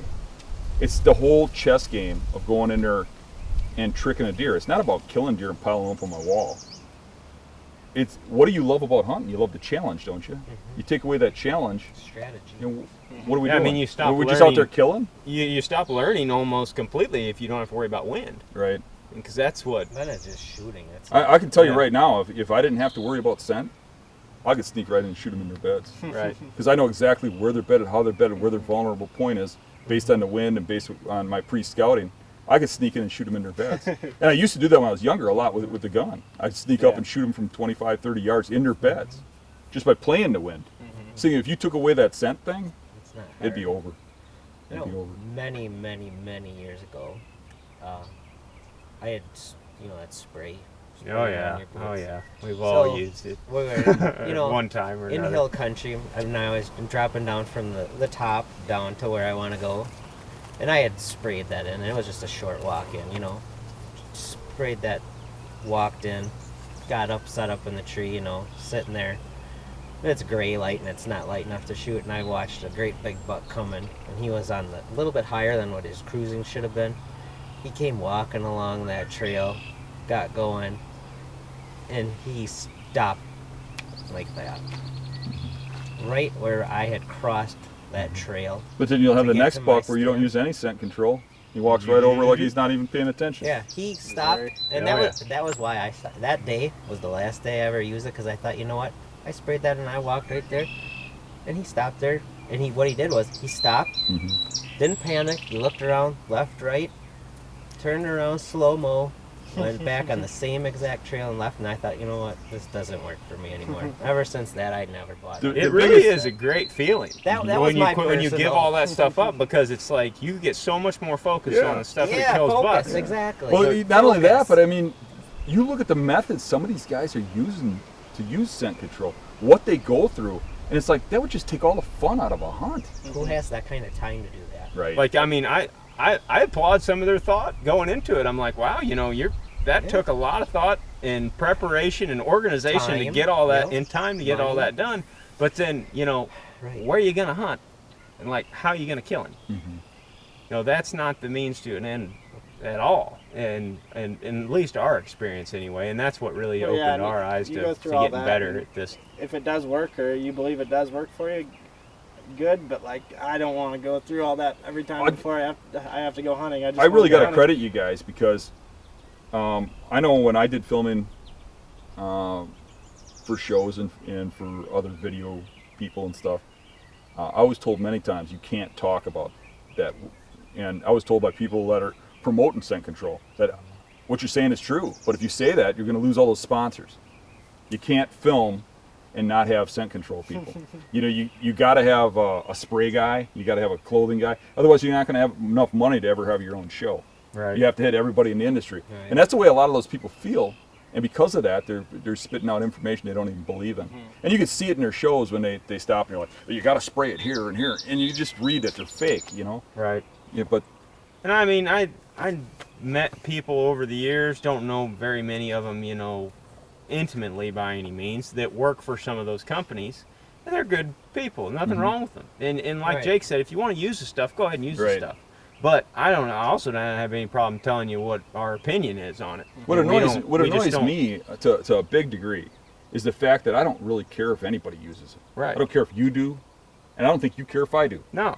But why do these people care so much if I do? Right. You know, they get so mad. I mean, I get, like, when this releases, I'll get more hate mail. Yeah. But Well, we get really, it why all do you the time. care if I use it or not? I don't care if you do. We get it all the time. Like, people will observe a shoe that we're wearing in a video, and they're like, "You didn't get that buck because of your ground scent or whatever." Haters gonna hate. Yeah, it's like, well, I mean, that's easy to see that and make that, you know, write that comment in, but it's just to each their own is all it is. But yeah, we don't have any problem with telling people. I mean, the best way to do it is just to be honest and show people, you know, trial and error. Like, this is what did work for us and didn't work for us, and this is how we did it. Well, I That's think- where I appreciate you guys a lot, is the honesty. Yeah. You're going out there and you're doing it Real. right. I think You're you're not actually fake. you're actually teaching some people, and I think you're bringing some new people into hunting. I like what you guys are doing. Well, thanks. Learned a lot of it from you guys. You know what? One thing too, I've come. It's just that. Say Joe Blow over there uses scent control, and he believes in it, and he's like, I gotta have it, and that's what gets me get my buck. Okay, fine, use it. You know what? Because maybe he thinks that, well, okay, if I don't use it, I'm not gonna get the buck. Right there, he now lacks confidence. Right. And to me, you Confidence gotta is what do kills bucks. whatever you do. Yeah. If it's you use scent control, if you don't use, Yeah, I believe scent that to a control, degree, and I hear that a lot. I you hear gotta the comment. believe in yourself. I hear the comment that, you know, it gives me the confidence, and I agree that if a guy believes in himself, he's going to have a much better hunt, because I think That's what I'm confidence has getting a at. lot to do with hunting. That is what But- I'm getting at. False confidence can hurt you too. Mm-hmm. Believing you can get away with things you can't get away with can hurt you. But Sure. like to add to that, say they're using that and that's their tool to start to become confident and do that. And then say maybe, well, he forgets to use it that time and he gets it done without it. You know, he's growing, he's gained it. And then he starts to like mentally be like, you know, I don't need that. I'm going to do this way now going forward and all that. And what my point is just that it's that passion and confidence that you've got to have. You don't need You know what to I have really a believe tool happens a lot? to do I that. think a guy starts hunting, and at first he doesn't really care about much. He's just going out and he's having fun and he's hunting. And eventually he kills a deer, and then he wants to kill a buck, and then he wants to kill multiple bucks. Progression of a And hunter. then he gets a bigger buck, and he starts thinking he's Joe Hunter. Yeah, maybe he is in his circle, right? So now he's going to get serious. And I'm going to get scent control. I'm going to get a $1,000 bow. I'm going to get all this equipment because I'm serious and I want to kill some big bucks. And this is how you do it. This is what I've been told. This is how you do it. So now he starts using scent control. All of a sudden he starts seeing, I'm getting deer downwind of me. I'm getting, and it's working. And really, he's just gotten to be a better hunter. Right. He's progressed. Yep. You know, because I hear these stories like, scent control does work. Look, I dropped milkweed and it bounced off the deer. I do that every week. Wearing tennis shoes out there. Right. Or no shoes. Yeah, or no shoes, or Crocs. Yeah. That's just it. You gotta get this progression of the hunter. Yeah. What were you gonna ask? I was gonna ask if I'm pretty sure you do, but if you ever set up for wind shifts like during the day, like you see a wind shift coming, and try to get where they're going to be starting bedding in one place and move to a different bedding location. I have. I don't remember ever having a lot of success with it. A lot of times the wind shifts I see is a really short movement. Okay. You know, like maybe 50 yards, Yeah. and it's really hard to get in between it, you know, or get to where they're going to go. So it's difficult, but it is doable. I think it's more doable in a situation where a primary wind is getting to be a rare wind. Like say it's going from west to east, Yeah. and they got to cross a valley to get to the next point. Those are the ones I try to, Capitalize on. yeah. On that same note, I got kind of a hypothesis for you, or guess. You know, in the rut, we see a lot of mid-morning mature buck movement. You know, it's once the day winds start to pick up 10, 11 o'clock in the morning, and we get busted a lot then. But anyway, it seems like we'll see a lot of lone mature buck cruising during that time frame, or even into the middle part of the afternoon. Sure. Do you think what those bucks are doing is going back to bed early, just like they normally would, and they're laying there in their spot until those day winds pick up, where they can move around and predictably check these other areas without getting busted? I think that they're definitely moving to check areas, and they're doing it based on when the thermals kick in, for sure. Okay. Yeah. So that's why you see you see that major movement in rut right when the sun gets up, because that's when the thermals start to rise. Then they can smell the valley and the tops at the same time. But you notice that even in rut, you can hunt those buck bedding areas and still have good action of them coming into the bedding areas right at daylight. Yeah. But then they're getting up again and moving. It's not like they're moving at that first light to cruise. They're waiting until that sunrise when the thermals kick in. Yeah, and I think that we need to do a better job in the future, like planning for that, because there's some stands that we hunt that are way back in there that you might have to hunt low or something, and you can only get away with hunting them for the first 2 hours of the morning because of the thermals, you know, or the change in the wind, like because it's so calm first thing in the morning. Maybe it's because your scent tends to hang in that spot for the first few hours, and then once the day winds pick up, the sun gets up, then it just goes all haywire in there. But seems like you see a lot of deer those first couple hours in those spots, but then about that time when you quit seeing deer and that sun comes up, like you said, that's when you see the mature buck, and they usually bust us in those spots. You know, and we can get away with it with our wind there for the first couple hours. But you don't see them then. You don't see them until 10 o'clock. That's usually when they pop up. Do you have rules for like certain dates that you start hunting mornings? Yeah, usually around here it's like about October 15th. Okay. You know, it's not to say I don't hunt mornings before that. I just don't have success hunting mornings before that. Okay. My main success has been from about October 15th to about November 20th. because you read a lot of stuff or see a lot of stuff where you're not supposed to be in the woods in the morning till late October. You know, when Zach and I had success in Nebraska this year in the morning, September 15th or something like that, and that's why I asked the wind shift bedding question too, is because that buck came in right at daylight, like you'd expect in September, like bedded down. It was dead calm.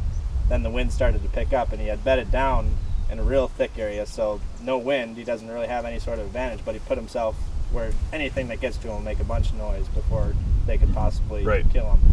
And then the wind started to blow, and we were kind of set up on the north side of where this little thick patch of marsh was, and he was moving over by us to look out over this. We're in the sandhills of Nebraska. He was just moving out to the edge of that so we can see out, wind coming over his back, look out into the. And he wasn't moving probably not moving very far. 50 yards, like you said. It's not a big shift usually, but if you are close to where they're bedded originally, I mean, that's. Here's the thing I got on that though. He was in a sound-based bedding, right, where you got to walk in there and he hears you, which is common, but that's what he was doing, right? Yep. Now, when the wind picked up, was it heavy enough that there's wind noise? Yes. That's probably why he moved. Yep. It was the wind noise. Yep. Because now he doesn't have his advantage of his bedding. Yep. Right. Because I see that in like cattail marshes a lot. A lot of the bedding is in them cattails, and when you get that heavy wind, they get up and go to the edges of islands or the edges of the mainland and stuff where they can see now. There's not any division because they won't hear you coming. Good point. They could have a predator slip on them pretty easily. Right. You know, and that's why we love hunting high wind days. That's when we can get tightest to the bedding. With 2 stands, you know, we really have to pick our days real careful for our best spots. Get away with a little more. Yeah, where we can get away with more. I think you probably get a little more of a consistent wind when it is consistently. It's not almost stopping and then fluttering again. Right. Yeah, that's a good one there. I never thought about that. In hills, you find yourself lower in the mornings, right? Yeah, usually. That's what I do too. Do you ever, if you're gonna sit all day long in the rut, do you ever then migrate up the hill? See, a lot of times what I do is I'll hunt the buck bedding in the rut when they're coming back to it from you know, an hour before light until just after gray light. So I only got like 15 minutes. I could kill one. Right. And if there's not one coming, I get down and I go to another spot where I got low travel on a hill. Yeah. And because they seem to be low before the thermals kick in. And then I've been moving up to the tops, you know, the top third, and getting them when they're cruising in the rut. I mean, with the thermal advantage, with the rising thermals. Yeah. And then in the evening, I kick back to buck bedding again. And by moving around like that too, it keeps the day going good. I Don't get bored. Yeah, lazy about it, and So you got 3 setups in one day. yeah, sometimes more than that. Yeah. That's something a lot of people are talking about, is sitting for 15 minutes in the morning and then moving. Are they really? No, I'm kidding. I was gonna say I thought I was alone there. They're not. The one thing where we run into issues with that, and it cost us some deer this year, was we try to be mobile like that as well, except we need to up our efficiency as far as getting hung and getting set. Because 2-3 times this year we were setting up and had them come by. You know, we were actually getting, you know, we were hanging the arm. We've all had that happen. All I that. mean, I can remember hanging from a tree with a stand on my back and looking down. There's a 10-pointer walking underneath. Right. Going, really? Yeah. You know, that stuff happens. It happens to all of us. Happens in the You rut You a know, lot, the hardest too. part where you guys are at is, I know, like I hunt with Jeff and Mario and those guys, and you know, we have good hunts, but where I do my best is solo, all by myself when I got a straight mind. You don't like me? I'm not saying that. I'm just saying I do my best alone. And you know, if you're talking, if you guys are having a conversation about where you're going, and you're thinking about answering the question that your friend just asked you and stuff, and pretty soon you're by the other tree, you're not thinking about how you're accessing that. You're not thinking about, is there a better place to hunt? You're not thinking about, should I take this route and check that scrape over there? And you get a little, you know, sidetracked. Yes. Because you got another guy along. That is true. Distractions. That solo hunter's got a lot of advantages. But then again, you got to enjoy hunting. I mean, everybody hunts for a different reason, and having a friend along is kind of why you're out there. For sure. I mean, would you even hunt if there's not another person on Earth? Probably not. I mean, you just hunt to survive. Yeah. Yeah. Yeah, all different. That's an interesting point. Different priorities. Oh yeah, we were. There was another question too. about your son. How do you get the name? Rat Slayer? Yeah. I keep planning on putting together a YouTube video. So when he was young, we bought that house where I live now, and it's a farmstead, and it has a barn, and the guy had horses and he had grains in the barn, and it got overrun with rats. So we didn't know anything about these rats till we moved in, but there was rats like crazy in there. So Just turn them loose in he there. started trying to shoot them with BB guns, pellet guns, and stuff, and then we started having fun with it. And we were videotaping it with infrared and stuff. And we'd go in the garage and close all the doors and stuff, make it black, and film with infrared. And then we'd put these bowls of Fruit Loops out, and we'd get them feeding out of the Fruit Loops. And then when the Fruit Loops were just about gone, we'd slip in there and get the infrared on, and they'd come creeping out, and he'd whack them. Then we stepped up. He was getting them with his bow. He actually set up a tree stand next to the barn, and he had him coming out and he was shooting them with his bow. That's a pretty good shot. one of the funniest ones was when he first started this. He was pretty little, probably like 10, maybe even 9, and he's like, Dad, come out here. He goes, look, I caught a rat, and it was like his first rat. And it was a big rat, and he's like, look at this. I'm like, yeah, that's really cool. I go, you're helping out, and he goes, oh, you gonna give me anything for that? I said, I tell you what, I'll buy you a 12-pack of soda for every rat you shoot. And I go back in the house, and a couple hours goes by, and he goes, Dad, come out here. So I go outside, and he's got like 10 rats piled up. And he's like, you owe me 10 12-packs of soda. Oh man, the Rat Slayer indeed. Holy cow. I always wondered the backstory on that. Now we got the answer. I think on one of the videos in the end, there's a clip of him with his little BB gun shooting. Oh, yeah? I think I've seen that before. I've got a He's bunch of just video of it. I maybe got to saw put it, something but together one of these days. Ting, ting, ting, picking them off through the hole in the wall. It won't be my hunting. That's the kind of video that'll make me viral. No kidding. You put that on YouTube, it's getting 1 million views. If it doesn't get taken down. Yeah, they'll probably block it. They might take it Cruelty down. to rats. Of all things. Yeah, right. Yeah. He's done good. He's killed some big bucks too. Yeah. He's never shot a doe. Really? He's never shot a little buck. His average deer is probably a 120-inch buck. Yeah. Oh wow. Yeah, he's only shot 3 deer, and they're all mounters. They're all hanging on his Mounted wall. a couple of them for him. They're big. And nice. when he was just a little kid, we put him out in a spot where we would watch these big bucks come down, and he set him up with his own camera. He filmed the hunt and filmed himself with a bow, shoot his first deer, a big 10-pointer. He's a natural. Yeah. I wish he was still into it as much as he was when he was younger, but now he's married, he's got a kid, and he's got stress in his life and a job, Yeah. and it's like, Yeah. you know what? You got to let that stress go sometime and get back to the Yeah, someday reality. I'll probably get back out there, I'd imagine. It seems like a lot of people do. They circle back into it, Yeah. Right. They do. Just get busy with life for a while. And I mean, I'm not speaking from experience at all, but just talking to people. Right. Yeah. More hours in the day is what we need. Mm-hmm. Well, before we shut this down, what do you guys got going next over at the Beast? What's on the horizon here in the next few months and going into the fall? Been posting a lot of stuff lately. I've been looking at. We've been trying to pump up the social media accounts. We have a members page on Facebook. That's a closed group that people can apply if they want and share. We got the regular Facebook page, Instagram, and of course the forum, which is the housing of all the tactical threads, which everything kind of drives back to the forum, Right. and then spins up there. But the other places are just places people can share. But all of our great all-time tactical thread stuff is housed on the forum. So I got the beast sticks coming out. Yeah. I don't know if I can say that. Are you guys sponsored by anybody? No. Oh, okay. I got the beast sticks coming out. We've been working on that. I'm really excited about that. I think in about 2 or 3 weeks we're gonna start sales. Cool. Oh, really? That yeah. soon? Yeah. If you never invented a product, you wouldn't believe how expensive it is to get something like that going, with patents and with investments and with machining and with material and with everything. I mean, just the bolts alone, the first order is well over $5,000 just for Holy bolts, cow. for the hardware. But that's exciting. I think it's going to go places. It's a pretty cool product. We're excited to see him. You got a new DVD coming out soon? Yeah, and I'm excited about that. Farm bedding.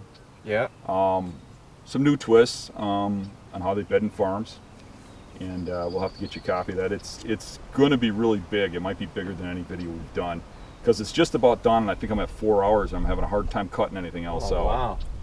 I don't think anybody will complain about the length. No.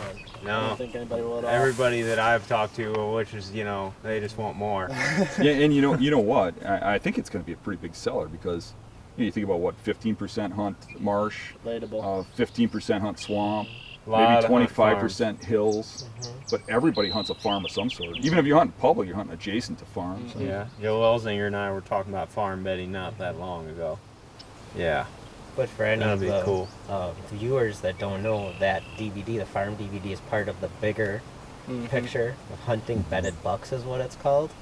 And it's roughly going to be 10 chapters, and there's a DVD kind of associated with each one of those, and they all cover different things from marsh, swamp, hill, Yeah, I'll farm, post a link for all few you other guys things, so that you all can check them out. We've watched them, I don't know.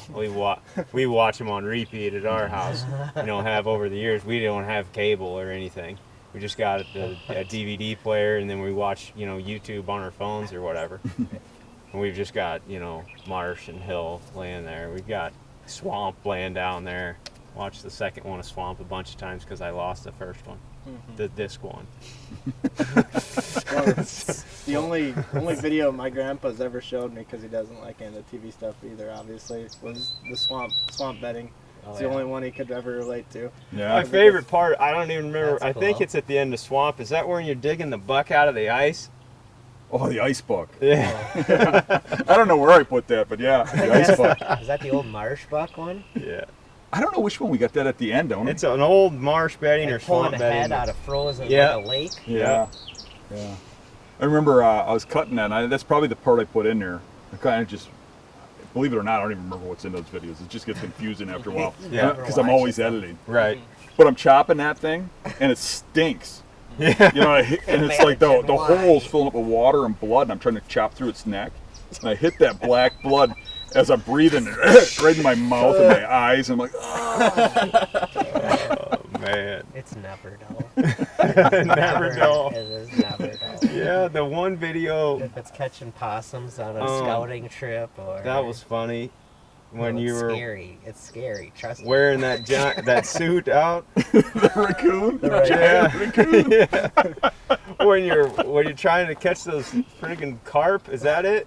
Or what are you like? You're catching fish in the water. This is an older video. Yeah. I think you're catching carp. Like you're Probably. wading in and you're catching carp in Yeah. the bank. Throwing them on the bank. Yeah. They're Scooping man. them, throwing them. Did you ever hear about the deer suit one? Oh yeah, when I you saw put the some- deer suit on. I saw some Walked trail by the trail camera cam. pictures Yeah. of him with the deer that suit on. day, when Dan did that, Mario texted me from work at home, and he sends me this picture. He had a cell cam. And it's Dan going like this, dressed up in a deer suit, and I was laughing so loud. People came in my office. You guys wouldn't even What's realize. wrong? And I'm like, don't ask. Where I wore he that goes, "I suit just to got is a this." mile and a half. Yeah, right. Yes. Like I told you, Oh. it's never Wish dull. the guy with the dog would have came walking in on you that day. Right. Yeah. Dog Just named walking through Danny. the suit. Dan. Oh my. Oh. He was editing when I was watching that. I was just sitting over there laughing because I think I kind of knew what was going to happen the whole time. He was I'm like, laughing, and "Dude, he's you gotta watch like, this." "You have to watch this." I had to stop what I was doing to go watch it. That was a Oh my crazy gosh! night, too. See some crazy stuff on public land, but that might take the cake if you saw a guy walking through the woods in just a giant deer suit like that. Crazy as ever Yeah. over by my marsh. About a mile back in the marsh, I found a skeleton of a ram with antlers. Well, I mean, it must have been somebody's pet or Yeah. something, but No like kidding. like a mile out in the cattails. We find TVs and footballs Oh, yeah. sometimes, all kinds of stuff. I'm trying to think of the craziest stuff that we have found out there, but it's pretty wild. Overlooked junk spots. Yeah, you find old cars, ancient old cars, Yeah, been there we for found those. 50, 60 years or The guy in more. the neon shirt this year was pretty funny. Yeah, the neon shirt guy was funny. He came through about What? he came through about 45 minutes before dark. and we had some deer out in front of us. And That was the night that you spooked. yeah, that was the Big- night I was telling you about earlier when we bumped that great big one out of his bed. See, wait So because a we minute, tried guys. to move around on him, set up on him Yeah. again the direction that he went.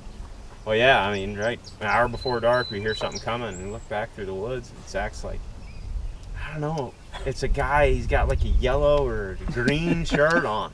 And he walks Dan. up there, it was a guy in a just pure neon shirt and a crossbow, just came sneaking up through there, and I had to whistle at him and be like, hey, what's going on? He's like, oh, sorry, I'm going to that double stand up there. And I was like, yeah, I see it up there, go on, good luck, He went up there and he sat for maybe 30 minutes. And a buck came out, as probably a 2-year-old buck, and he was coming towards the stand. I was ready to shoot this thing, And like getting ready, he actually walked right behind the guy in his double stand, 40 yards behind him. I don't think the guy even seen him until he was way past him. Like he probably could have shot the thing with the crossbow. Sounds He more came- and more like you. Yeah, he Sneak came up right on down ya. there, and eventually the buck got about 40 yards, and the guy decided he'd had enough and got out of his stand. The buck blew out, and he came down there and just proceeded to talk to us for about 15 minutes. Real nice guy. You guys see that deer? You said. Yeah, he's like, you guys see that deer? I'm like, yeah, he's coming right at us. Probably gonna try to shoot him. He's like, oh, it was a buck. I'm like, yeah, it was. Like, You had he's shot a bunch of deer in there, though. Yeah, he said I've killed like 15 deer in this little holler. I'm like, well, we wouldn't be here if we wouldn't have jumped that buck that ran over here, probably. Wow. But anyway, interesting, encounters out there. They happen all the time. Wear your yellow shirt. Would you say your encounters with people on public land are more positive than negative? It seems, or not? Yeah. I mean, you run into the occasional crazies, especially, where I run into the most crazies is in the Northwoods. When you get right in the middle of nowhere, that's where you run into some nut jobs. But, around here, I think you run into a lot of just good people out hunting. I think one of my strangest ones was I was going out bow hunting. It was right after work, so I'm running late. So I'm trying to get to this spot way back, and I'm kind of in a hurry, and I'm going, and somebody whistles, and I look up, and he's like, and he's in a tree, and he's hunting real close to where we come in. And you can't get to the whole rest of the woods if you don't go by him. So I just wave, and I just keep going. I'm like, you're not taking over the woods because you're hunting on the entrance, So I get past him, and I get back out about 100 yards, and you could see this guy was upset a little, Right. But I'm going past you, So I'm walking, and I get my bow stuck on a briar or something he grabs, and I kind of pulled to break it, and it went under the string and pulled the string off the cams. And I'm like, oh, crap, I'm sitting there with an unstrung compound bow, Right. What do you do? So I turn around to go back, and I go right back underneath that guy. So I go back underneath him, and he's like, really? And I get back out of my truck, and I'm like, I take it, and I get in the bumper, and I pry this thing over, and I get the string back on. And I You gotta go back. Yeah. Times. I'm going back under this guy, and the guy goes, "Hey," he goes, "Really?" He goes, "I know who you are." He goes, and I know there's a big buck back here, and you're just trying to screw me. And I'm just like, dude, I'm just trying to get to my hunting spot 3 times. I just real quick buzzed by him. Before he can come to chase you. Oh my God. Start flinging blunts at you or something. Oh, wow. Tell him the beer case guy. That's Yeah. That's a great story. Yeah, we were hunting. It was gun season, but we were doing some drives and stuff. And we kick up these 2 big bucks, and there's fresh snow. So I tell old Dave, he's one of my gun hunting buddies. This is "You the get on the first- track, and we're gonna go around and get around the backside." Oh, but when we got there, This is the first time I ever hunted with Dan too. He invited me along, and I'm thinking, oh, big buck serial killer's gonna be good. And I had burned my buck tag up the weekend before, right? on a buck. So and they all told me, well, Jeff, if you see one, we had multiple buck tags then. And you Tell can them the party story at the hunt. parking lot first. So we pull up to this thing and this parking area, and we stop there, and we're all getting out of the cars. And all of a sudden, this young guy, comes up. And he parks ahead of us and gets out of Little his crooked. truck. And he's walking a little funny. Wobble it a little. And he's, what are you guys doing? All he smells alcohol. And you're like, Yeah. so he puts a backpack on, and he takes it off, and in his car he goes, and he grabs out, a 12-pack? Opens the backpack, stuffs it in, puts it on, and he goes, I'm going over here. I'm going to sit down and hunt. And we're like, okay, Like, that's my spot kind of thing. That's Yeah. fine. We're not going there. You're cool. So we all went down our way, and we were gonna. When we do our gun hunting, we do these small little pushes. There's only like 5 of us, I Yeah. think. Me, Dan, and 3 other guys. And we were gonna push this little spot. So there's a point down here, and then it's that bowl. It's a spot where we hunted this year, and it wraps around this way, and the 3 guys were gonna slowly walk this tiny little cattail patch this way, you know. And I'm up on a hill here, and Dan puts me here, and of course Dan always takes the prime spot. And, you know, I think he put me here on purpose. So Test. he goes down into the test. kill tree on the tip where he knows he's gonna like get a shot down there. And the guy said, well, if you see a buck, shoot it. You know, I'm like, well, I'm only gonna shoot a giant because I'm not gonna use somebody else's buck tag. All right, fine. And I'm like thinking, what's the chances this is gonna happen?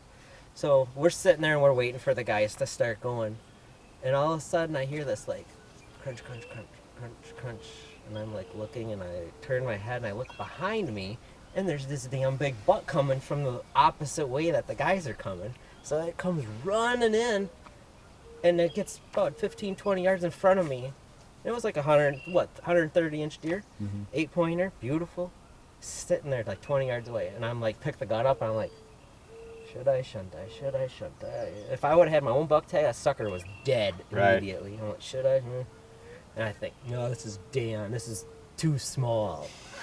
You know what I mean? I'm like, I'm not getting crap from him. I'd shoot it. So this deer is standing there, and it doesn't see Dan down at the end, and Dan's probably like, what, 100 yards away from me? Yeah. And the thing starts feeding, and it's working its way down towards Hold on a second. Dan. Let me take over here. Okay. So I'm sitting in my tree, right? Thinking about this new guy who's behind me, right? And I'm sitting there, and all of a sudden I hear him walking up, and I'm like, what the fuck is he doing? Get back in your tree, you know? I'm getting mad. You know, get in your tree.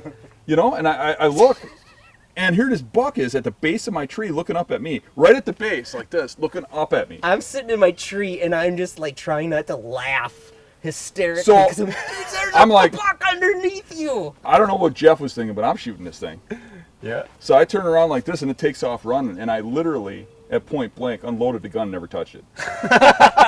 So he's shooting, boom, boom, boom, boom, boom, like this, and that thing tears off that way. And when that one's starting to run, all of a sudden I hear crunch, crunch, crunch, crunch, crunch behind me, coming the exact opposite. And I don't even think the guys started doing their drive at all. Yeah. I turn and look, and here comes this thing, boom, runs right by me. I couldn't even pick the gun up fast enough. It had to be like 180 plus. Giant. Just woof, right with the other one. And I couldn't even get the gun up. It was gone. And all I could see was horns. I'm like, oh my God. So we get down, and he gets down, we meet, and I start giving him a nice harassment. Yeah. I'm like, can't you hit the broadside of a barn? So now Dan is so like focused. He's like, get your stand on your back. We're gonna go. We're gonna hunt these things down. We're killing them both. I know where they went. They're both gonna die. I know their bedding area. And I'm like, I know where they're going. This is happening, man. This is getting real right now. So I grab everybody, and I'm like, okay, we're going to go set up. Dave, and Dave had some goofy guy with him. I'm like, sorry, Dave. So I'm like, you get on the track, and you get on this thing's track, and you follow it. I said, it's going to go down around this rim. I said, we're going to go block up all the exits. There was snow. You're right. Right, so he's going to follow this track. I said, try and get a shot on him or whatever. So he gets on this thing, and we go to block off the exits. I've never seen him so possessed in his life. So ever. we get him in the first stand where he's covering open fields where anything comes up, it's dead. Yeah. Then we get Chris in the next stand, and I'm going to go around to the front. And Dave goes tracking this thing, Yep. and it goes through this open meadow. Yep. And the open meadow is where Drunk Guy is. Right? Both of them went right through there. Right, both bucks did. Yeah. So the thing's at a walk by this time. Yeah. It is fresh snow, brown deer, right? Right. This guy is sitting on a chair like we're sitting here, facing this way, and that thing's tracks go 25 yards in front of him. 2 sets of tracks right in Right? front And of him. 2 months. Dave goes walking past him, and he looks at the guy, he goes, you see anything? Nothing come through here, and he's drunk out of his mind, right? Dave walks about giants. 50 yards further and just steps into the bedding area and sees the thing bedded and shoots it in its bed. It just walk past him, the smaller one, the 131. Yeah. And then when he shoots that one, the big one kicks up, was running up the hill, and runs up on the Wait, hill, and Chris time says out. he sees it. Yep. Go Chris ahead. sees it, but the tree I'm in is crookeder than crooked, and I had what? I'm like this. Just remember that this is the guy who made fun of me for missing. Whatever. This is my disclaimer. So I'm sitting in there like this, right? And Chris can see this buck in this little swale. Chris should have shot it. I couldn't see the thing because it was in the swale. And Chris is looking at the whole thing, and the thing's obviously looking across the field being like, well, should I bolt through that thing or not? Well, it just walked by and nobody shot at it. Right. That ain't what I remember. So it's his turn to miss as the thing just trotted by. At Mach 10. Yeah. Trotted by it. What do I you took do? 2 pokes at it, and I never touched What do it. you But do? the interesting part was that guy hunting her. Just That buck sitting there. walked 20 yards in front of him, both of them, and he never seen him. Walked right by him. Yeah, but he was drunk. He might have been asleep. When he Might came- have thought it was a rabbit. When or he something. came out, Who knows? you could hear all those cans in his backpack were empty. You could Oh hear yeah, them he tingle. drank them all. He's there. Yeah. Yeah, but Probably then there. when we walked over to help Dave with that buck, we grabbed the rack and poop, Both off antlers, popped the yeah. horns. No kidding. They Yeah, shed a lot this up is here. the just, second you know. weekend of Yeah. Thanksgiving. No So kidding. we're dragging back a doe and got a pair of nice sheds in our hands. But, Probably dead. Was he injured or couldn't you tell? No, he No, just he shed just early. shed early. We get him to the shed that time. You know, it's not very often during gun season, but it happens. Mm-hmm. I mean, a lot of times in December, guys shoot a big doe and they think it's a Yeah. buck and it's a shed Yeah. buck. Because we got colder winters up here than you Sure. guys got. no. I mean, they shed earlier. I mean, looking back, that's one of my favorite stories to tell. I mean, we both missed, we both sucked, but you know what?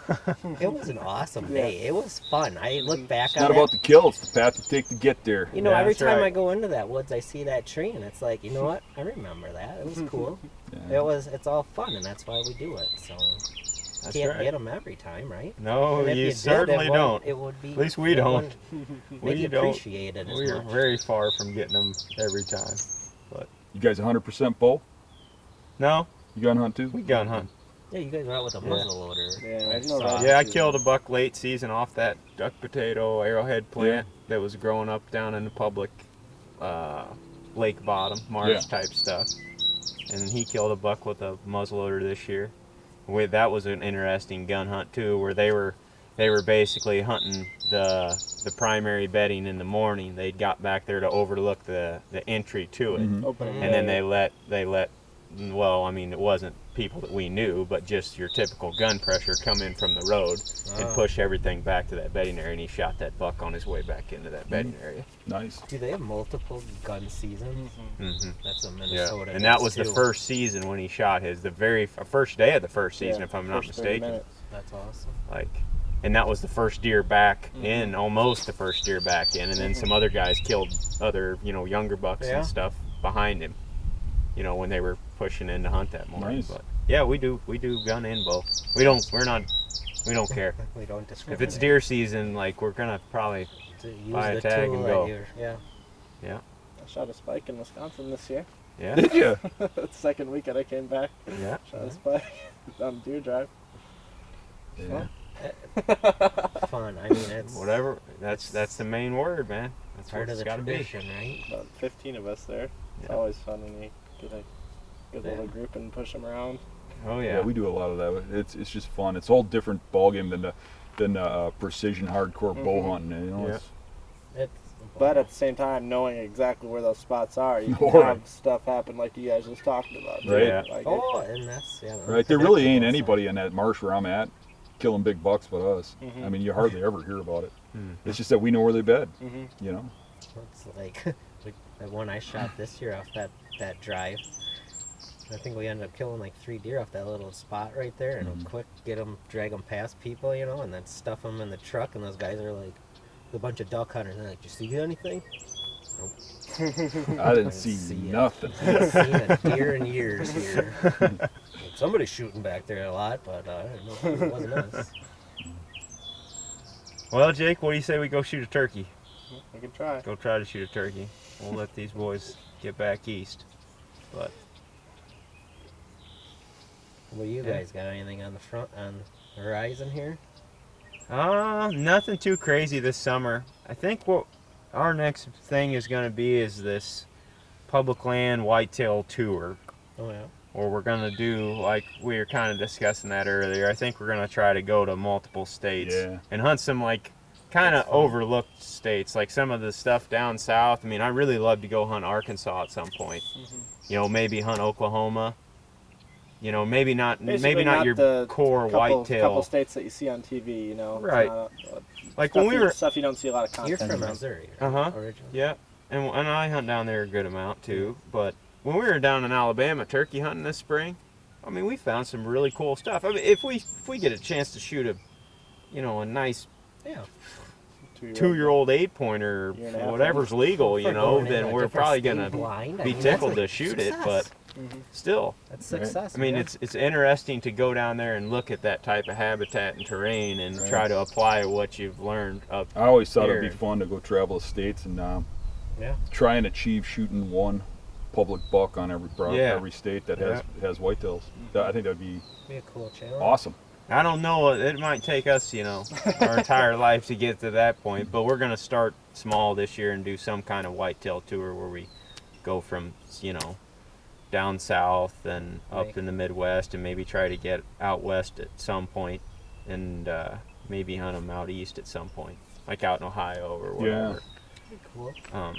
Maybe PA, but just some of those states. I mean, there's so many deer hunters in those states that don't ever get to see.